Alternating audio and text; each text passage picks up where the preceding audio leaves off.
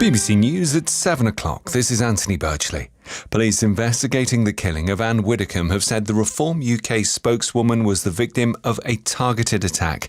Detectives are questioning a 28-year-old white British man on suspicion of murder and terrorism offences after the body of the former Conservative minister was found at her home on Dartmoor last week. The chair of the COVID inquiry, Baroness Hallett, says her latest report has highlighted the need for a fundamental change in how the UK prepares for emergency procurement. She was speaking after revealing that £10 billion of public money was wasted in the race to secure supplies of personal protective equipment during the pandemic, although the inquiry found no evidence of cronyism or corruption. The Conservative peer, Lord Gove, was Cabinet Office Minister at the time. Allegations have been made in the past by people who were politically motivated, but this inquiry has made it clear that those who were responsible for operating PPE procurement may have made mistakes, but they were honest mistakes, and cronyism and corruption did not feature at all. President Trump has withdrawn his threat to charge ships passing through the Strait of Hormuz 20% of the value of their cargo.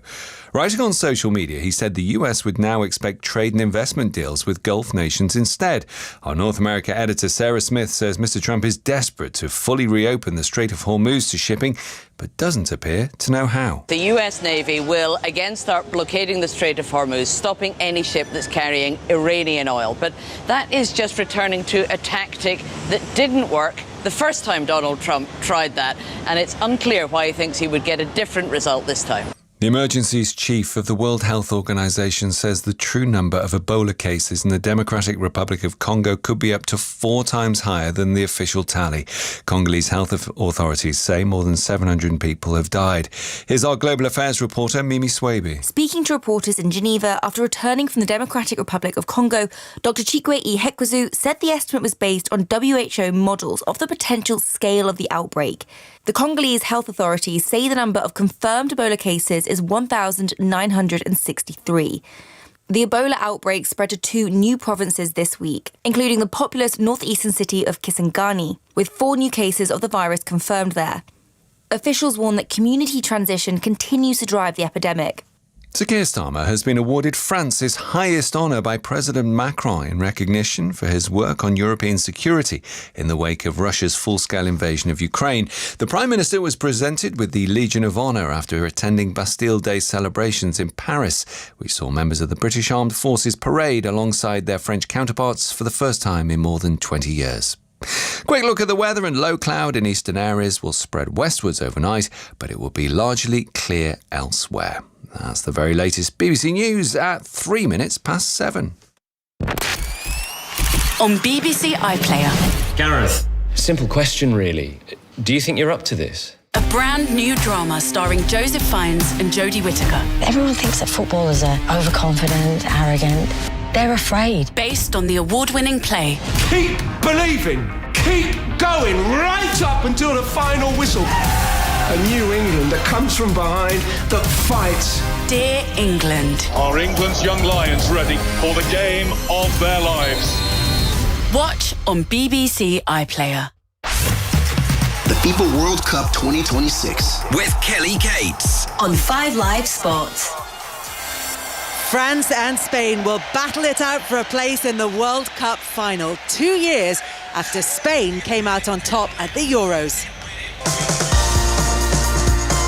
Mbappe clips it towards the far post, and there is Colomboani with a header, and France take the lead 8 minutes into this semi-final. And we wondered when Kylian Mbappe was really going to turn up in this tournament. Yamal onto his left foot, goes for a curling effort. Oh, what a super goal!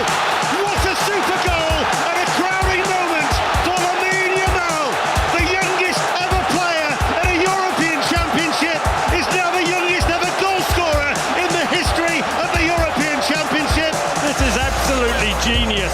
He's got no right to score from there. Olmo creates the opportunity. It's gone in, and all of a sudden Spain, with 2 goals in the space of 4 minutes, have turned it around. France hesitant with their defending. Olmo latches onto the hesitancy. And there it is. Spain have done what no team has ever done before in the history of the European Championship. 6 straight wins in a single edition. That was course, the voice of Ian Dennis and Chris Sutton. They are here in Dallas. We'll have live commentary of France against Spain from the minute it kicks off at 8 o'clock. They're going to be talking us through this one, as well as having heard their dulcet tones in the coverage of that semi-final 2 years ago. We are in this phenomenal stadium in Dallas. Deno, I know this is your second time here. Chris has practically taken up residency, but it is so spectacular. It's quite difficult to describe, so I thought probably hand over to the professional, Deno. Well, you know, this stadium is so enormous that the Statue of Liberty, which is 93 metres high, would fit inside this stadium even with the roof closed. Well, that's the thing about the roof being closed. Because it's so enormous, you don't really notice it. It doesn't feel like it's that kind of claustrophobic environment. So when you approach it, when we are 17 miles west of downtown Dallas, it's like a giant spaceship has landed. It's that futuristic, and it is one of the stadiums with aircon. It is one of the stadiums where the retractable roof is closed. And then you've just got 5 separate tiers in this bowl-like arena with glass at either end behind the goals. So there's a lot of natural light that still comes into the stadium. But as you say, Kelly, you've had a season ticket here for this World Cup. Oh, I haven't. I've loved it. Home of the Dallas Cowboys. I mean, it doesn't get much better than this. The glamour, the games which I've seen here. Jerry Jones, the Cowboys owner, built this stadium, and it is absolutely magnificent. And we could have a great game potentially ahead of us. It's France against Spain, two of the pre-tournament favourites. And I noticed that you said you think the winner of this one is going to go on and win it. You think this should be the final, Chris, which was a bit upsetting for Nico O'Reilly when you said it to him. Yeah, probably just my timing was wrong again. But no, I think even Nico O'Reilly and the England players would agree that England haven't quite peaked yet. I think that France and Spain have been the best two teams in the tournament. I think Spain have played the best football, but you just look at that French front line, and I mean that's going to be the battle. Today. How is the Spanish defence, the best defence in the tournament, going to cope with that French front four? And also with us this evening, Guillem Balaguer for Spain's first World Cup semi-final in 16 years. And about an hour ago, Guillem, you were saying, do you know what? We've won the World Cup in my lifetime. I'm quite relaxed about this one. That's changed since you've come into the stadium. A little bit, because it's also the second semi-final in a World Cup ever for us. So, yes, getting here on the shuttle, it was like, let's enjoy that. It doesn't happen often. And then my heart started bumping fast. I heard Ian saying that we've got a good reason to actually think that we could win it. And I think the nervous feeling is winning the whole body over. Listen, before we get into the details of the game, Deno, you've got the team news. I do indeed, yes, and Spain are unchanged from the team that beat Belgium in the quarter-finals, so it means that Fabian Ruiz is once again preferred in midfield to Pedri. He's got an incredible record. 48 matches. He's yet to taste defeat, as the sight of Kylian Mbappe on the giant screen that is suspended from the roof and dominates this stadium as soon as you walk in comes into view. So Simon is in goal, Porro, Kubasi, Laporte and Cucurella, Fabian Ruiz, Rodri, Dani Olmo, Yamal, Baena and Oyarzabal. France though have made two changes as expected. Tchouaméni, who's missed the last two matches with a thigh problem, he comes back into the midfield at the expense of Kone. Barcola is preferred instead of Doué. So Mike Mignon is in goal, a back four of Koundé, Saliba, Upamecano and Dean, Rabiot, Tchouaméni, Elise, Dembele, Barcola, and of course, Kylian Mbappe, 8 goals in his 6 appearances so far. And as the France team come out to warm up here in Dallas, it seems like the perfect time to welcome World Cup winner with France, Frank Leboeuf, and of course, maybe even more famously, a former teammate of Chris Sutton's at Chelsea. Frank, lovely to hear from you. This is going to be a fantastic matchup. We're expecting it to be a great matchup. Probably the two best teams that we've seen so far in this tournament. Richard Jolly said in The Independent today that Spain, arguably the best team in the world between 2008 2012, possibly France 98 to 2000, but at the moment these are two teams who are fighting it out to be the best team in the world right now. I agree. Hi to everyone. First, I agree with you. I think, especially Spain, for the last 2 years, they've been absolutely exceptional, and I think it's right that we can consider them as maybe the favorite of the competition before the competition. But now, having seen the national team of France, you can change your perspective about that team and put them the real favorite of the World Cup with how they manage every games, how they perform every games.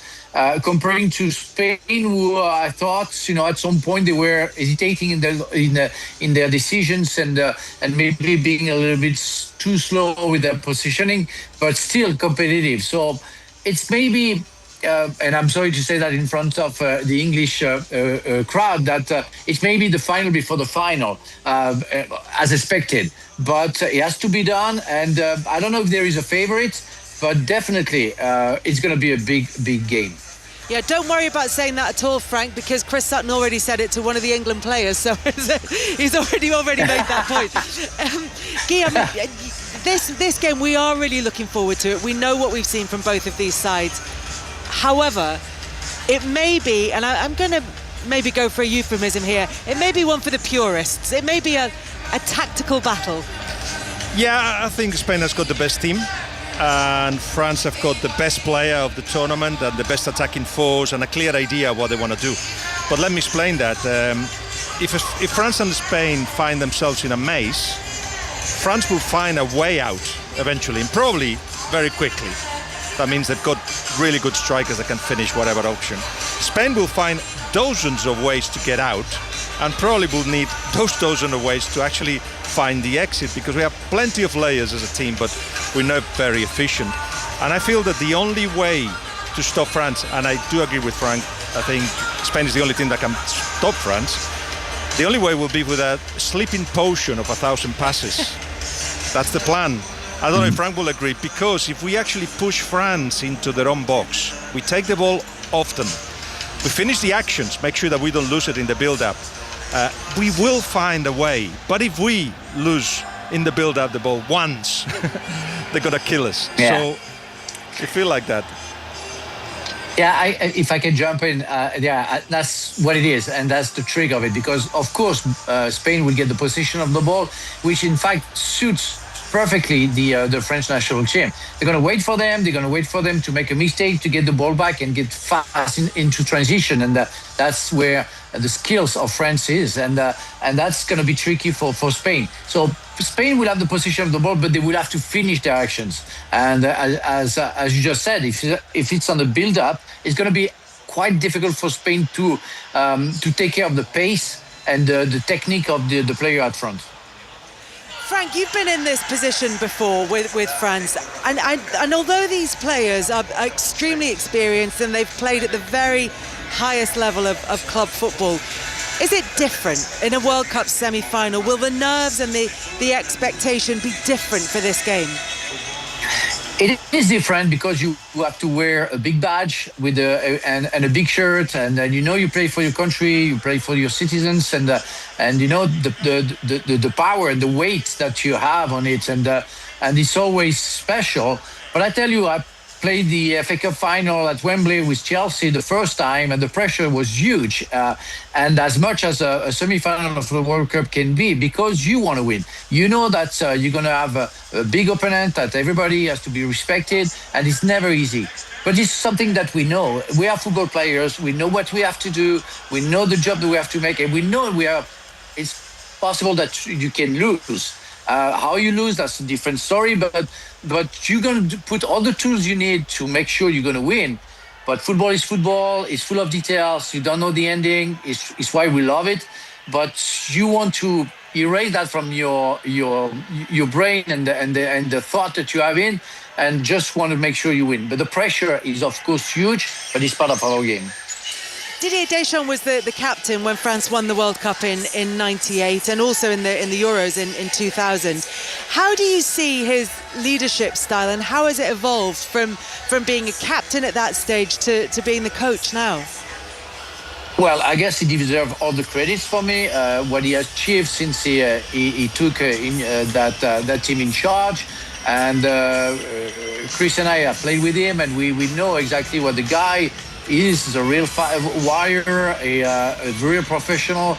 And I think for the first time, he understood the power that he had in France. And he's been, I think, for the first game against Croatia in the National League competition, where he really wanted to change something. And because of the power that were in front, he became more offensive. But what he's capable of doing with Kylian Mbappe, we have seen Kylian Mbappe not willing to just get back into position. We don't ask him to track back, but just get back into position. He's doing it right now.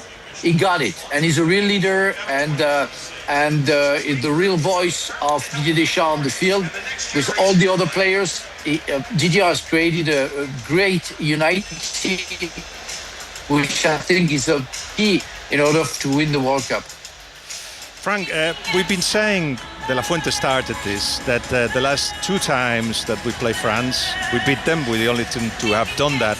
And then you start scratching a little bit deeper and you realize that in 2024, France was giving the ball to Mbappe hoping that something happened. And meanwhile, he had a broken nose and wasn't at his best. And in 2025, in the Nations League semi-final, the 5-4 game, your back four is not even here. You've got a completely different back four and a better back four. But one thing that's definitely happened is that this Mbappe is now the leader in a way that he wasn't in previous years, and he's working harder to actually get the ball back. How did Deschamps manage to do that? Because we don't see that with Real Madrid at all. Well, I don't know. I haven't been in the dressing room for a while with the national team, but I can tell you that I know how persuasive Didier Deschamps can be, and I think it's what he did. He said that's the time for you to show to the world that you can commit and you can be the leader we are all looking for, and it's what Kylian did. And I think he said in a press conference before the World Cup, where I remember he said, "I got it now. I know that I have to get back into position." I say, "Okay, but it's been like 5 years where I'm telling you that." But he finally got it, and he showed that to the world since the beginning of the competition. So I'm very convinced that that team is different from when Spain played against, and it's why maybe the Spanish, they try to convince themselves that they still can beat them, but they really know that's a different team they're going to fight against. So let's see how it works. I think Spain has all the tools to beat France, for sure. They're very strong. They know what they have to do in the middle of the park, and at front they are very gifted too. So it's going to be, as we hope, all a hell of a game. But let's see how it works. Frank, Didier Deschamps has made a couple of changes today. Tchouameni coming in and Barcola in ahead of Doué. What do you think the thinking is behind that? In terms of Tchouameni, I have question marks. Personally, I wouldn't have done this change because I think Koné has been absolutely exceptional when he came on and he played when Tchouameni got injured, especially the last game. He was the best French player. But I understand that how Didier Deschamps' mind works. You know, you are one of the first 11. You know that we can count on you, and if you're injured and you come back, you're going to play. Which I think it's a doubt for me because he put everything in doubt. Sorry, because I really think that Tchouameni is not at 100%.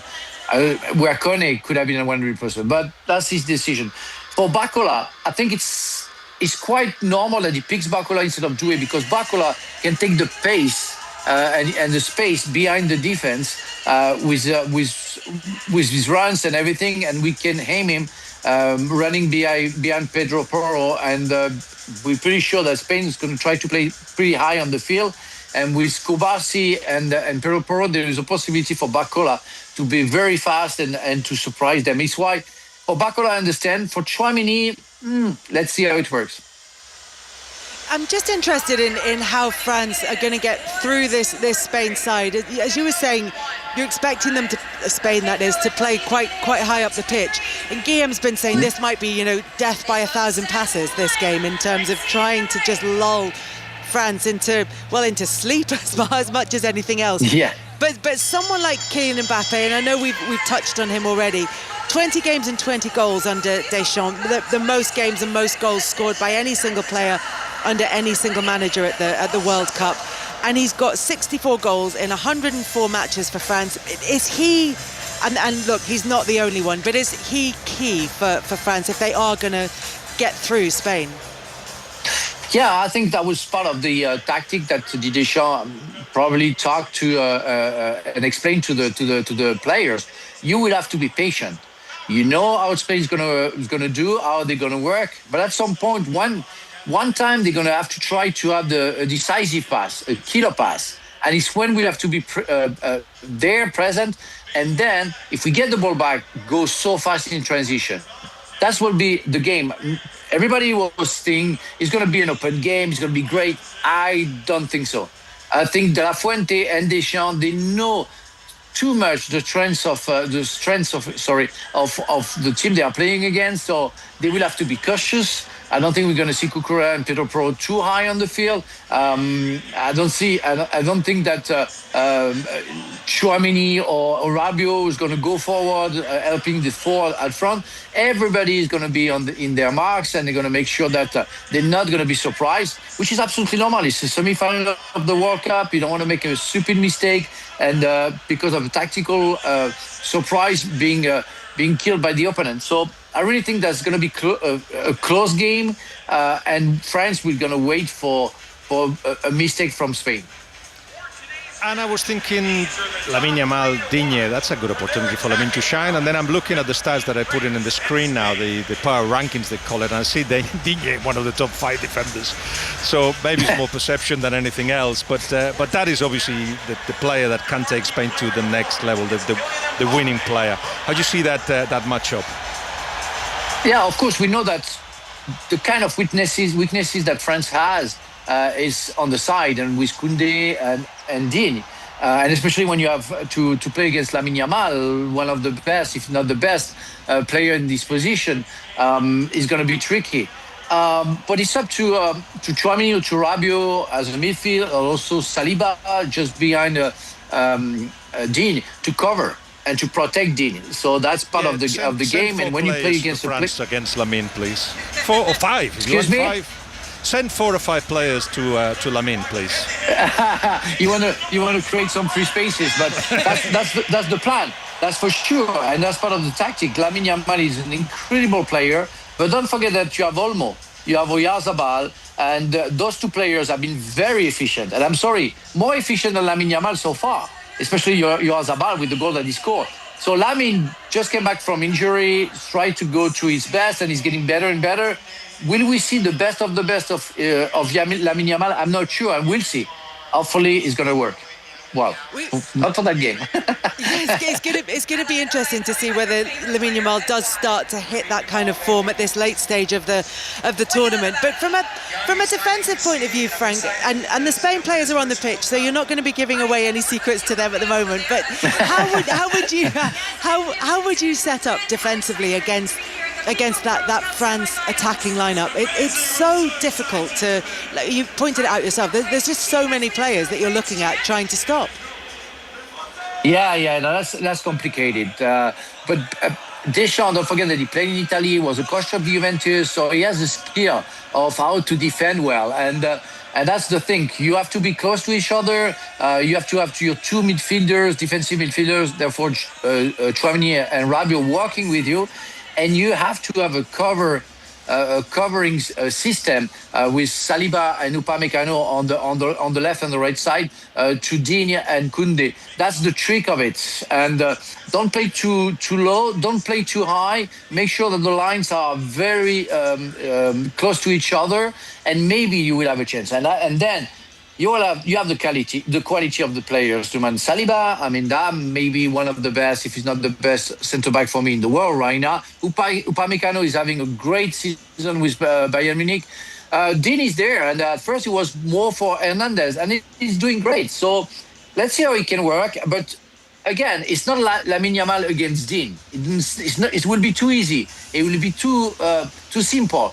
It's going to be Lamine Yamal against a tactic, against a covering system, and it's why sometimes it's hard for Lamine Yamal, because every time he's going to pass Digne, somebody else is going to be there. Rabiot or Saliba is going to be there. So it's of course a collective sport. So it's not only one person can do, but at one point Lamine Yamal would try to create a difference, and it can be a killer and a game changer. Chris, what are you most looking forward to seeing from that France front line in particular in the flesh? Well, I thought it was interesting, De La Fuente, speaking before this game about Spain, they need to play on the front foot. And it's Frank spoke about it, Guillaume spoke about it, it's how the game pans out then with, when France do win the ball back, they have the pace, they have the skill, they have the wizardry to attack the Spanish front backline, And you look at, both teams and their journeys to the semi-final. I think arguably Spain have had the easier run. I think, France have had more difficult games, and Spain haven't faced an attack like this. So I think that's going to be the interesting part of it. We're all saying that, Spain have been formidable at the back. They have, but this is a level or two up. Yeah, how do you think Spain do cope with that, Guillaume? It's what we keep saying. If Mbappé, Barcola, Olise and Dembélé don't have the ball, they cannot attack. It's just an old saying, but it is true. And quite clearly, we only conceded one goal, but beyond that, with a team that has conceded the least amount of shots as well. So, because we are also the best team at that pressure high, that recovering the ball quickly after losing it, those are traits that have been in the DNA of Spain for a long while, and they have to work. The problem is just one mistake, one bad pass. That's it. That's all they need. So it has to be the perfect game plus Lamine Yamal. And if that happens, it will be a memorable night. And if Spain lose, it will be one of them where we say, yeah, of course, they had to. Frank, I just want to ask you as well about Olise, because Patrice Evra's been talking about him and said, look, we can all see the talent, but what he likes most about Olise is the maturity. He said he never looks rushed.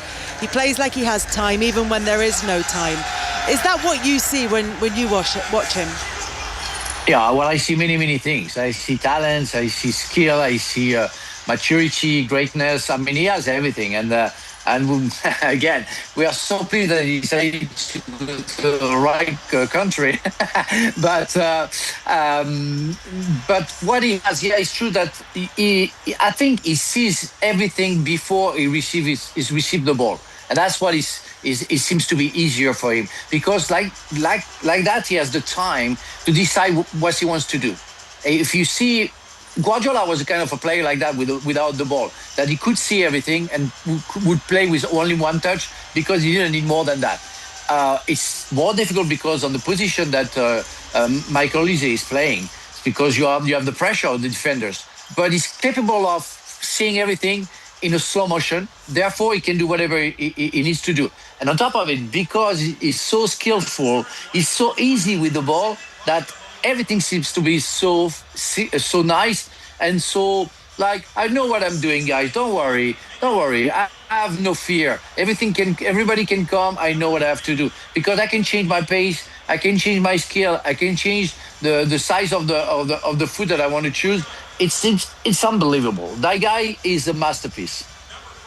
So Frank, having said all of that, having looked at the attacking talent particularly in France, and having said you think this could be a really tight game, what do you think is going to give France the edge? I really think that the forward front are impossible to stop. So Spain's going to go forward, and at some point they will make a mistake. It's why I think that can be the difference. We know how Spain is going to play. We know that the French player will have to be patient, but that they know how to do that, and they know how to deal with that. And yes, you have a Lamine Yamal factor, the X factor. Sorry, can be tricky. I don't know how he's going to play, if he will be at his top. So therefore, it's going to be hard to cope with him. But we don't have one Lamine Yamal. We have four Lamine Yamal on the other side. And so let's see how it works. Frank, really good to talk to you. Thank you so much for your time. Enjoy the match. Thank you. You too. Good luck, guys. Enjoy. Bye-bye, Chris. Bye-bye. Thank you very much to Frank Leboeuf. We are here inside the Dallas Stadium, building up to France against Spain in this World Cup semi-final. Kickoff is just about half an hour away. We will bring you full commentary of this game for a place in the World Cup final on Sunday. What a sporting week this is, though, at the climax of the World Cup, and it's the Open Golf this week as well. 5 Live's going to be at Royal Birkdale on Merseyside from Thursday morning with all the action. Rory McIlroy comes into the week as Masters champion, but he hasn't won the Open since 2014. It's an amazing week. It's obviously a week we all look forward to, and I think especially this year coming back to Birkdale, it's been such a great venue for the Open and had so many great winners. Obviously, excited for any Open Championship, but this one feel, especially the last couple of years coming back here after winning the Masters. I don't feel the pressure or the burden to really I not that I can freewheel, but at the same time, I feel like there's a touch less pressure going in, knowing that you've already got one of the majors of the year. And does that make your task easier? And also within the context of what you're going to face out there, because this is as linksy as it gets, and for certain people, they won't quite understand why it's so different. Yeah. I'd like to think it makes it a touch easier, but you never really know until you get out there and you feel what you're feeling and all of that. But the course is primed for an amazing week. As you said, it's as linksy as links gets. It's a lot different than when I was here a couple of weeks ago. It's not as green. The rough isn't quite as juicy. It's still pretty long, the fescue, but it's a little thinner just because of the weather that we've had. So I think I can play the course a little more aggressively off the tee than I thought I could. So I'm excited about that possibility as well. But it's a great test. I think the changes they've made to the golf course over the last few years, I think it's going to be a great golf tournament that really tests all aspects of the game. That was Rory McIlroy speaking to Ian Carter. Ian, a key part of our team, of course, this week. So too, European Tour winner Andrew Murray, who joins us now. Andrew, Rory McIlroy saying he doesn't really feel too much pressure, but it will irritate him that he hasn't won this tournament in so long. So it might not be pressure, but there's an added incentive to win this. I think his own expectation. Good evening for a start, Kelly. It's the expectation that he puts on himself and the rest of us put on him as well. I think that pretty well sums it up. And the fact that he's won everything there is to win, he still wants to win the greatest championships. And he always feels that the measure of him when he hangs up his clubs is going to be how many majors. And this is certainly one absolutely fantastic golf course to play a championship on. It's looking terrific. A fantastic golf course, looking terrific, but we heard Ian Carter talking to Rory there about how linksy the course is. So how difficult does that make it? Just tell us a little bit more about that. Well, for a start, for those that aren't too familiar with links golf, it's very much firmer and faster than most golf courses are inland by its very nature. And the fact that we've had sort of hardly any rain for the last month or so means that it's almost biscuit coloured. It really is biscuit coloured fairways and the fescue rough. Yeah, so the ball bounces at an enormous distance. The guys are hitting it 370 yards down the breeze on these hard fairways with an iron club, Kelly. So that's how fast and bouncy the whole place is. And of course the nuances of the undulations and humps and bumps of the lie of the land effectively make it obviously more difficult the more bouncy it gets. So controlling the ball and where the ball finishes is a bit of a task in itself, to put it mildly. Andrew, I think people will be surprised that it's been 57 years since an Englishman has won the Open in England. So there's a lot of focus, understandably, on Tommy Fleetwood, who's pretty much on home turf, and Justin Rose as well. New US PGA champion Aaron Wright. Who do you think's got the best chance? I think I'd have to probably go with Fleetwood. I think Fleetwood's got the game he's obviously got the game because he's a fantastic player in the world's top 10. So Fleetwood, I think, would be my pick. Matt Fitzpatrick's got a great game for this links golf. He's got the great mental fortitude that you need as well. And patience is going to be a massive key word. We'll talk about it for the next 4 days, no doubt. Rory, you can't write him off because last week he played 3 absolutely sublime rounds and had 1 wobble. The Aaron Wright, another one with great patience and fortitude. I think Fitz and if I was betting man, I'd probably go with Tommy Fleetwood because he would be one popular winner, let me tell you. He certainly would. Andrew, thank you so much for joining us and enjoy the Open. Yeah, enjoy the match. Thank you very much to Andrew Murray. Andrew, part of the team from Thursday. Alistair Bruce-Ball will present our coverage Thursday morning, 11 a.m. for all the start of that one. Now England have lost the first ODI against India by 6 wickets at Headingley. 80 from captain Shubman Gill helped the visitors to chase down their target of 259 with 28 balls to spare. Joe Root and Liam Dawson had earlier put on a century partnership as England recovered from 107 for 6 to post 258 all out from their 50 overs. Here's captain Harry Brook. Not ideal, obviously. There was a big part of the game where we lost 5 for 20 runs, and which made a massive difference in the game, really. We thought getting to 260 was going to be enough, but the pitch got slightly better in the second half, and it was hard to try and force wickets. What do you need to do to improve that, do you think, going forward to the rest of the series? I think it's just a one-off, really. Like I said, we lost 5 for 20, which was a bad period for us there. If we get 320, 330 on that surface in the end and allow our spinners to bowl through the middle a little bit more and tie them down, then it could have been a completely different game. But unfortunately, we didn't execute as well as we could have done.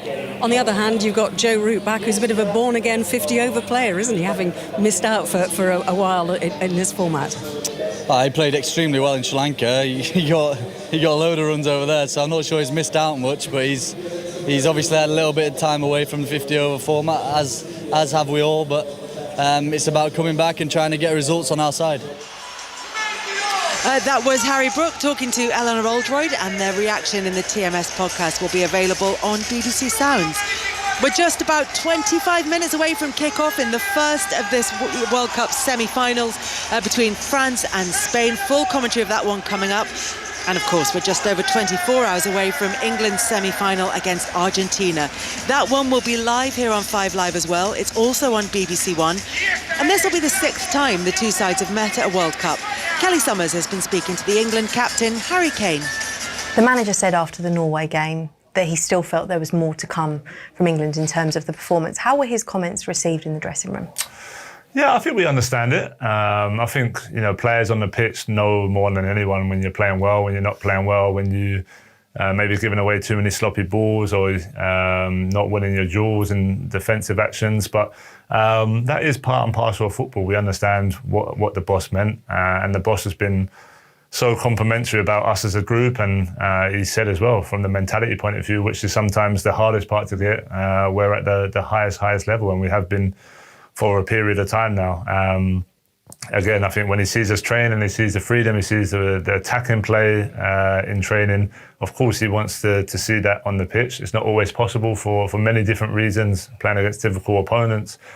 Humidity, heat, situations, pressure, there's a lot that goes into all of these games. So, ultimately, we try and do our best in every moment. Norway, there was some things we could have improved, but also a lot of great things as well. You try and take positives from every little situation, and going into this game now, that's what it's all about. What did you make of Jude's response to the manager's comments? Yeah, look, it's hard when you're playing a game, especially a game like that, and you get asked a question 5 minutes after the final whistle, when he hasn't really known what the manager's really said. It's like, what do you want Jude to say? You know what I mean? Like, we've just been through a battle. It was really tough out there. Look, I think it's easy to try and create this division. It always seems to be maybe an English mentality, an English thing to do at these major tournaments, but it's the complete opposite. The group is where we are because of our togetherness, not just the players, but the coach and the staff and everyone who's involved. So, things just get sometimes made out so much more than what they really are. We're doing incredibly well. The boss knows that. The players know that. Our focus is literally on what's ahead. And that's a really tough game against a great Argentina side. The full Harry Kane interview is available on the Football Daily, and that is on BBC Sounds right now. Ian Dennis and Chris Sutton are here in Dallas for tonight's semi-final between France and Spain. Just a quick word on Harry Kane though, Deno, because John Murray said on 5 Live earlier that he's really evolved as a leader. How have you seen, or in what way have you seen the change in him? I think he's always been a natural leader. I think ever since that Gareth Southgate gave Harry Kane the captaincy, I think he's always spoke well. I think what he might do now as he's got older, he might look out more for the younger players rather, because I just think that he seems to be when he speaks, he doesn't speak for himself, he speaks for the group. But I think there's a number of leaders in that dressing room who have all got qualities. John Stones, Mark Gahey, I think Jude Bellingham in his own way as well. So I think there's a number of Dan Burn. He's another one who leads without necessarily playing on the pitch as well. So I don't think that they're lacking in leadership in that respect. Chris Sutton, you said with regard to Argentina's win over the Swiss in the quarterfinals, one, that they were lucky, and two, this is an average Argentina side compared to some of their great teams of the past. So if they're average, should be easy for England then, shouldn't it? Well, you know what? I do think that England, I think there's more to come from England, a lot more to come. And I think, listening to that Harry Kane interview, Thomas Tuchel talking about the spirit and the commitment being there, but not the performances. I think that's a fair assessment. But just watching Argentina, the way that they have performed at this World Cup, I think they've had a really gentle run. We saw them struggle to get past Egypt, and then the Swiss game turned on the sending off from Embolo. Myself and Ian covered the game, and when it went 1-1, there was only going to be one winner. That's the way it felt. Embolo got himself stupidly sent off. Second yellow for diving, and Argentina got away with it. They've been a team who have performed in moments, and Messi, of course, has been the guy who everybody has talked about. He's been that star quality. But I look at their ageing fullbacks, and I think that's an area where England could really exploit Argentina. But Argentina are streetwise. They've been there, they've done it, they've won it before. They still have good players within the team. I just think England have better players, and I feel that England have another level in them. Maybe Argentina do, but I think England have got a better chance, because I think England have more to offer. It won't be a game for the purists though tomorrow. This one will be a game for the purists potentially. That one, Argentina will make it niggly. Because if it comes down to football, I think England will beat them. You saying that England don't have players who can do that? No, I didn't say that. Don't be putting words in my mouth, Lady Kelly. I'm just saying that I think it will suit Argentina to make it a fractious affair. Yeah. They're streetwise, aren't they? And the game against the Swiss, they know exactly what they're doing, when to slow the game down and stop it, and the aggression which they've shown throughout the tournament. And they've just been a team who have found a way, but they're not a great Argentinian team.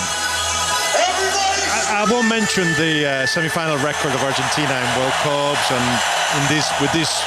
with this team, basically they just win every semi-final they play. But apart from that, they're such a deceiving side. I've seen the face of Chris there. but they were deceiving because... He wasn't doing anything, it's just his face. They're deceiving because they play for nothing to happen.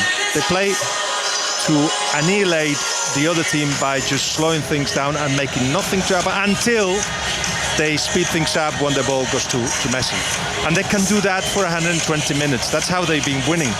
So the conclusion, having watching them, is like they're slow, they're not good enough, but they got such a competitive streak, and they've been pulling the emotional strings as well. So they're going to have the fans really wind up, and the players, because of things that we don't want to mention, but they are very present in the minds. Just over 24 hours then until England's semi-final against Argentina gets underway. Obviously, you won't be able to move the build-up to that one, so we can leave it for the moment. There is one other bit of football news to bring you this evening.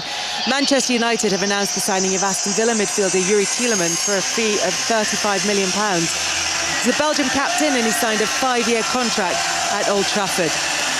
Right, let's get back to finding out who England's potential final opponents would be if England get past Argentina. France taking on Spain here in Dallas, where, as you can hear, the party is well and truly underway. They're desperate for everybody to get into the mood for this game. Ian Dennis is with us, Chris Sutton is here, Guillaume Balaguer is here as well. There's a DJ inside the stadium. I can't quite work out where he's playing, but there's lots of people with mobile phones in front of him. It's been pointed out to me. Oh, he's on one of the stages over to our left, down on the left-hand side. And people are loving this. They're very much getting excited for it. They're showing it all on the big screens. The France fans tend to be over to our left-hand side. The Spain section looks as though that's over on the right-hand side. But really, as it has been at a lot of these games, there's a real mix of support around the stadium, because a lot of the neutrals come in and they buy a Spain shirt or a France shirt as part of the build-up to this game. Everybody's getting very excited for it. It feels like they're expecting a game that might not be the kind of exciting attacking football that they'll be hoping for, Deno. Well, when I came here today, and I was quite looking forward to it, because I remember watching the Nations League semi-final between the two last year when I was actually in Barcelona, and it was terrific. And then I spoke to Guillem, and then I've heard what he said. He said we're going to we'll kill them with. What was your quote? Is it a sleeping poison of 1,000 passes? Yeah.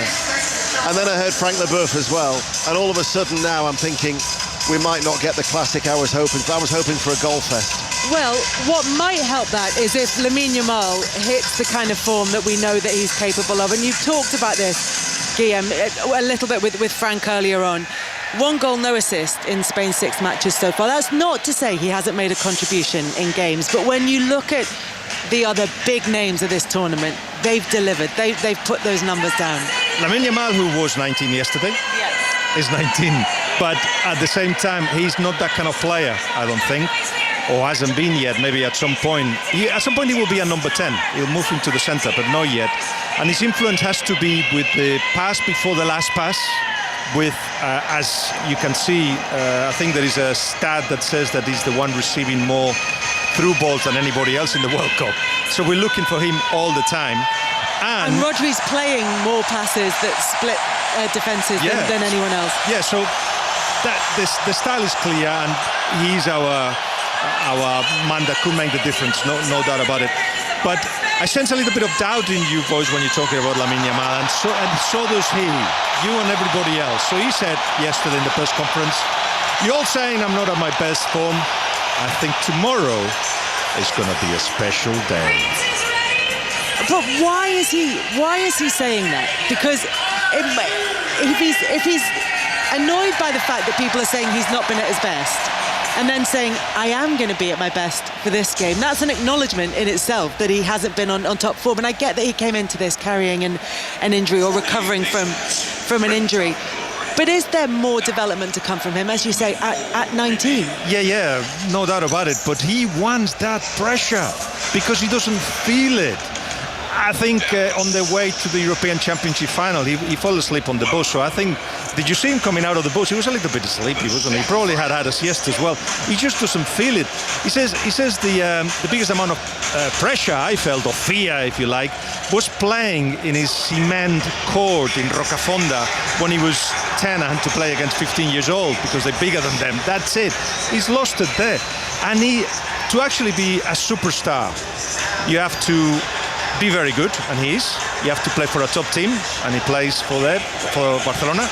But you need to want it. He wants to be a superstar. And yesterday he came into the changing room with the biggest collar, a necklace with gold and diamonds, and the jacket was covered in it. So he took the jacket off so we could see. He wants the stage. And by the way, every time he said, I will be where I need to be, I'll give you what you need, he normally delivers. So I'm very much looking forward to seeing that.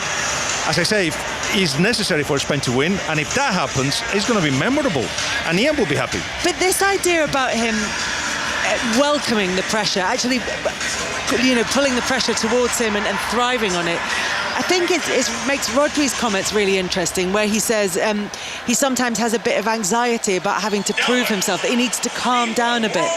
I find it interesting that he said that, when that's almost the opposite of what everybody else ever says about Lamine Yamal. Yeah, but because he's saying I'm a star, and sometimes makes the wrong decision because he wants to be that star as well. So he has been a lot of occasions in which he's going to track 2 or 3 players, the best move, as he does with Barcelona very often, is to pass the ball. Here, though, he's seen himself in the posters. We're talking about it as the superstar of Spain, and he wants to shine. He hasn't found that balance yet between a performance that is effective and one that actually gives him the headlines. But as De La Fuente said, we haven't seen the best of Lamine, and it could be tonight. The player who has been delivering, Chris, for Spain is Mikel Merino, and he's doing it with hardly any minutes. 9 minutes of normal time and 2 winners. Yeah, well, just think if Spain started him, how many goals he could have had. Yeah, but this is the point, isn't it? This is the World Cup of starters and finishers. We've had a season of it, and I know it's been going on for a while, but it feels like it's come to the forefront in this season and in this tournament. Yeah, absolutely, and you wouldn't put it past him coming on, or somebody coming off the bench on either side with the quality both teams have on the bench and making the mark. But yeah, his little cameos, he's been really decisive for Spain. So I'm sure De La Fuente has that at the forefront of his mind, whacking him on late on. Did you see that statistic? It was from Sam Dean in the Telegraph. If you remember when Arsenal played him as an emergency striker, so before February 2025, he had scored 40 goals in 405 appearances for club and country. Since that game, Leicester away in 25, he scored 23 goals in 70 appearances for club and country. Almost as if that experience for Arsenal, it was Sam Dean, I've got to give him the credit for it. It's a great start, I thought. But it just goes to show how he might have evolved as a player. And it's also about Luis De La Fuente making the substitutions at the right time, Guillaume, in a what is a squad tournament. Yeah, in 38 games that he's been in charge, in 7 occasions he sorted out the score in the last few minutes. That means a team that has got a clear idea of what they have to do, and that is just finding the right moment, but also players that can make a difference coming from the bench. And Mikel Merino has done it 4 times. Did it against quarterfinals in the Euros against Germany in the minute 119. Of course, he did it twice already in this World Cup. And players like him, like Ferran Torres, Olmo when he wasn't playing, those have made a difference when they come on. Luis De La Fuente reads the game very well. It's a huge game ahead. It is the FA Cup. It is the World Cup semi-final between France and Spain for a place in the final against either England or Argentina. On 5 Live Sport, we will bring you commentary of that game tomorrow night in about 24 hours' time. England and Argentina will be taking to the pitch in Atlanta. Tonight, though, it is all about France or Spain. For many people, this is the final before the final. And your commentary team for this one, Chris Sutton, and first of all, Ian Dennis. Thank you, Kelly. It is some setting, certainly. And as the two teams, or the two squads, walk towards the centre circle with the flag of France stretched out away towards our left, and to the right, that of Spain, that almost fills that entire half. Then the giant screen focuses on Kylian Mbappe, and then Lamine Yamal, the two poster boys of the two nations here competing in this first semi-final, as we now stand for the national anthems. And the first anthem that you will hear is that of France, live on BBC Radio 5 Live.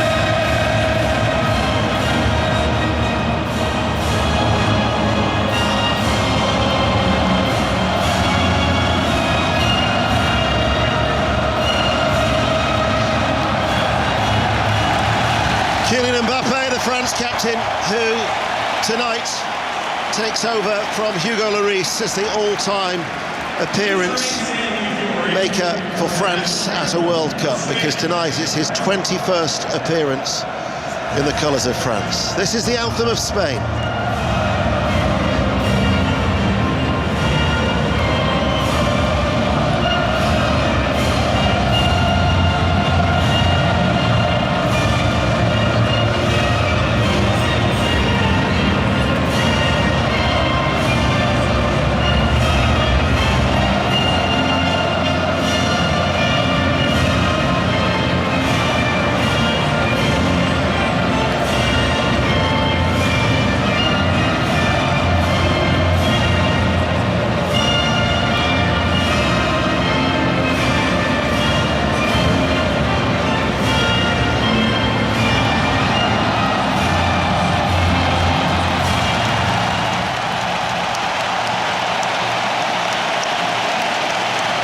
Now we have the fireworks, we have the pyrotechnics.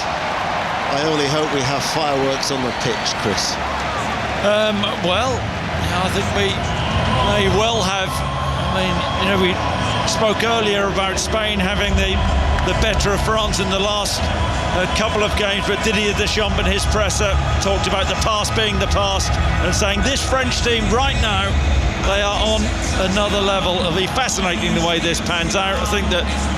I feel that Spain may dominate the ball, but then you think of how are they going to contain that front four from France. Two great games to look forward to on BBC Radio 5 Live and BBC Sounds. All four semi-finalists are former winners of the World Cup. All four are in the top four of the world rankings. Tonight it's France, who are ranked number one, against Spain, who are third in the world. And these are the two teams, with Unai Simon in goal as Luis de la Fuente, who's unbeaten in all 13 major tournament matches so far in his career, has gone with an unchanged side. Porro at right back, Koubasi and Laporte, the two central defenders, Cucurella at left back, Rodri in the midfield with Dani Olmo and Fabian Ruiz, and then a front three of Lamine Yamal, who turned 19 yesterday, Alex Baena, and then Mikel Oyarzabal leading the line yet again. For France and Didier Deschamps, they've made two changes from the side that came past Morocco in the last eight. It's Tchouaméni, who is back in the side. He's missed the last two matches with a thigh injury, so he replaces Kone in the midfield and Barcola for Doué. So it is the front four that have started for the fourth time together, and I'll get to that front four after I've told you that Maignan is in goal, Koundé, Saliba, Upamecano and Dean the defence, Rabiot, Tchouaméni in the midfield, and then that front four of Elise, central, Barcola to the left, Dembele to the right, behind Kylian Mbappe, who I say his 21st appearance, the most of any French player at a World Cup. Not only are we live on 5 Live and also the BBC Sounds app, but we are available, and we've just been joined by the World Service in Sub-Saharan Africa. So wherever you are in that part of the world, as you know, big fan of the World Service, and it is always a pleasure to have your company with us here in Dallas. Well, Arlington to be precise. It's 17 miles west of downtown Dallas. We've gone through the two teams. Spain are in their white shirts and burgundy shorts, and France in the royal blue shirts, white shorts and red socks. The atmosphere is building. We'll soon have the countdown to kick off for what I'm really hoping for is going to be an attractive game of football. Yep, the two best teams at the World Cup so far, going toe-to-toe, blow for blow. Difficult one to call. Fine margins, but who's going to step up? Spain have restricted their opposition to just 7 shots on target in 6 games. But they are coming up against a side that has scored 16 occasions in their 6 matches. As we are now standing in memory of the terrorist attack 10 years ago in France. Period of silence on 5 Live.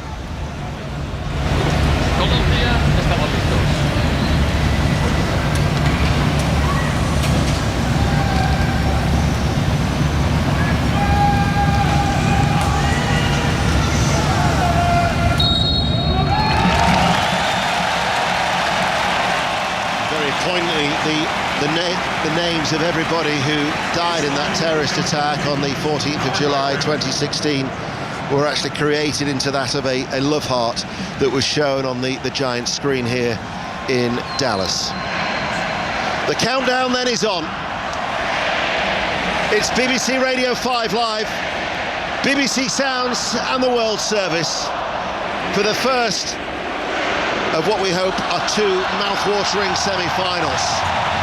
In Atlanta tomorrow, England-Argentina, the build-up, a 2-hour build-up, but tonight we focus on who the opposition will be in New Jersey on Sunday. Spain are playing from right to left as we look. Laporte gets the ball back from Cucurella.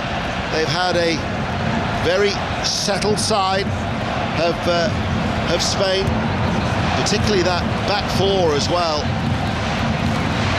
Porro, Kubasi, Laporte and Cucurella. Only Porro is the one who hasn't started every game. In front of Unai Simon, who rarely lets Spain down.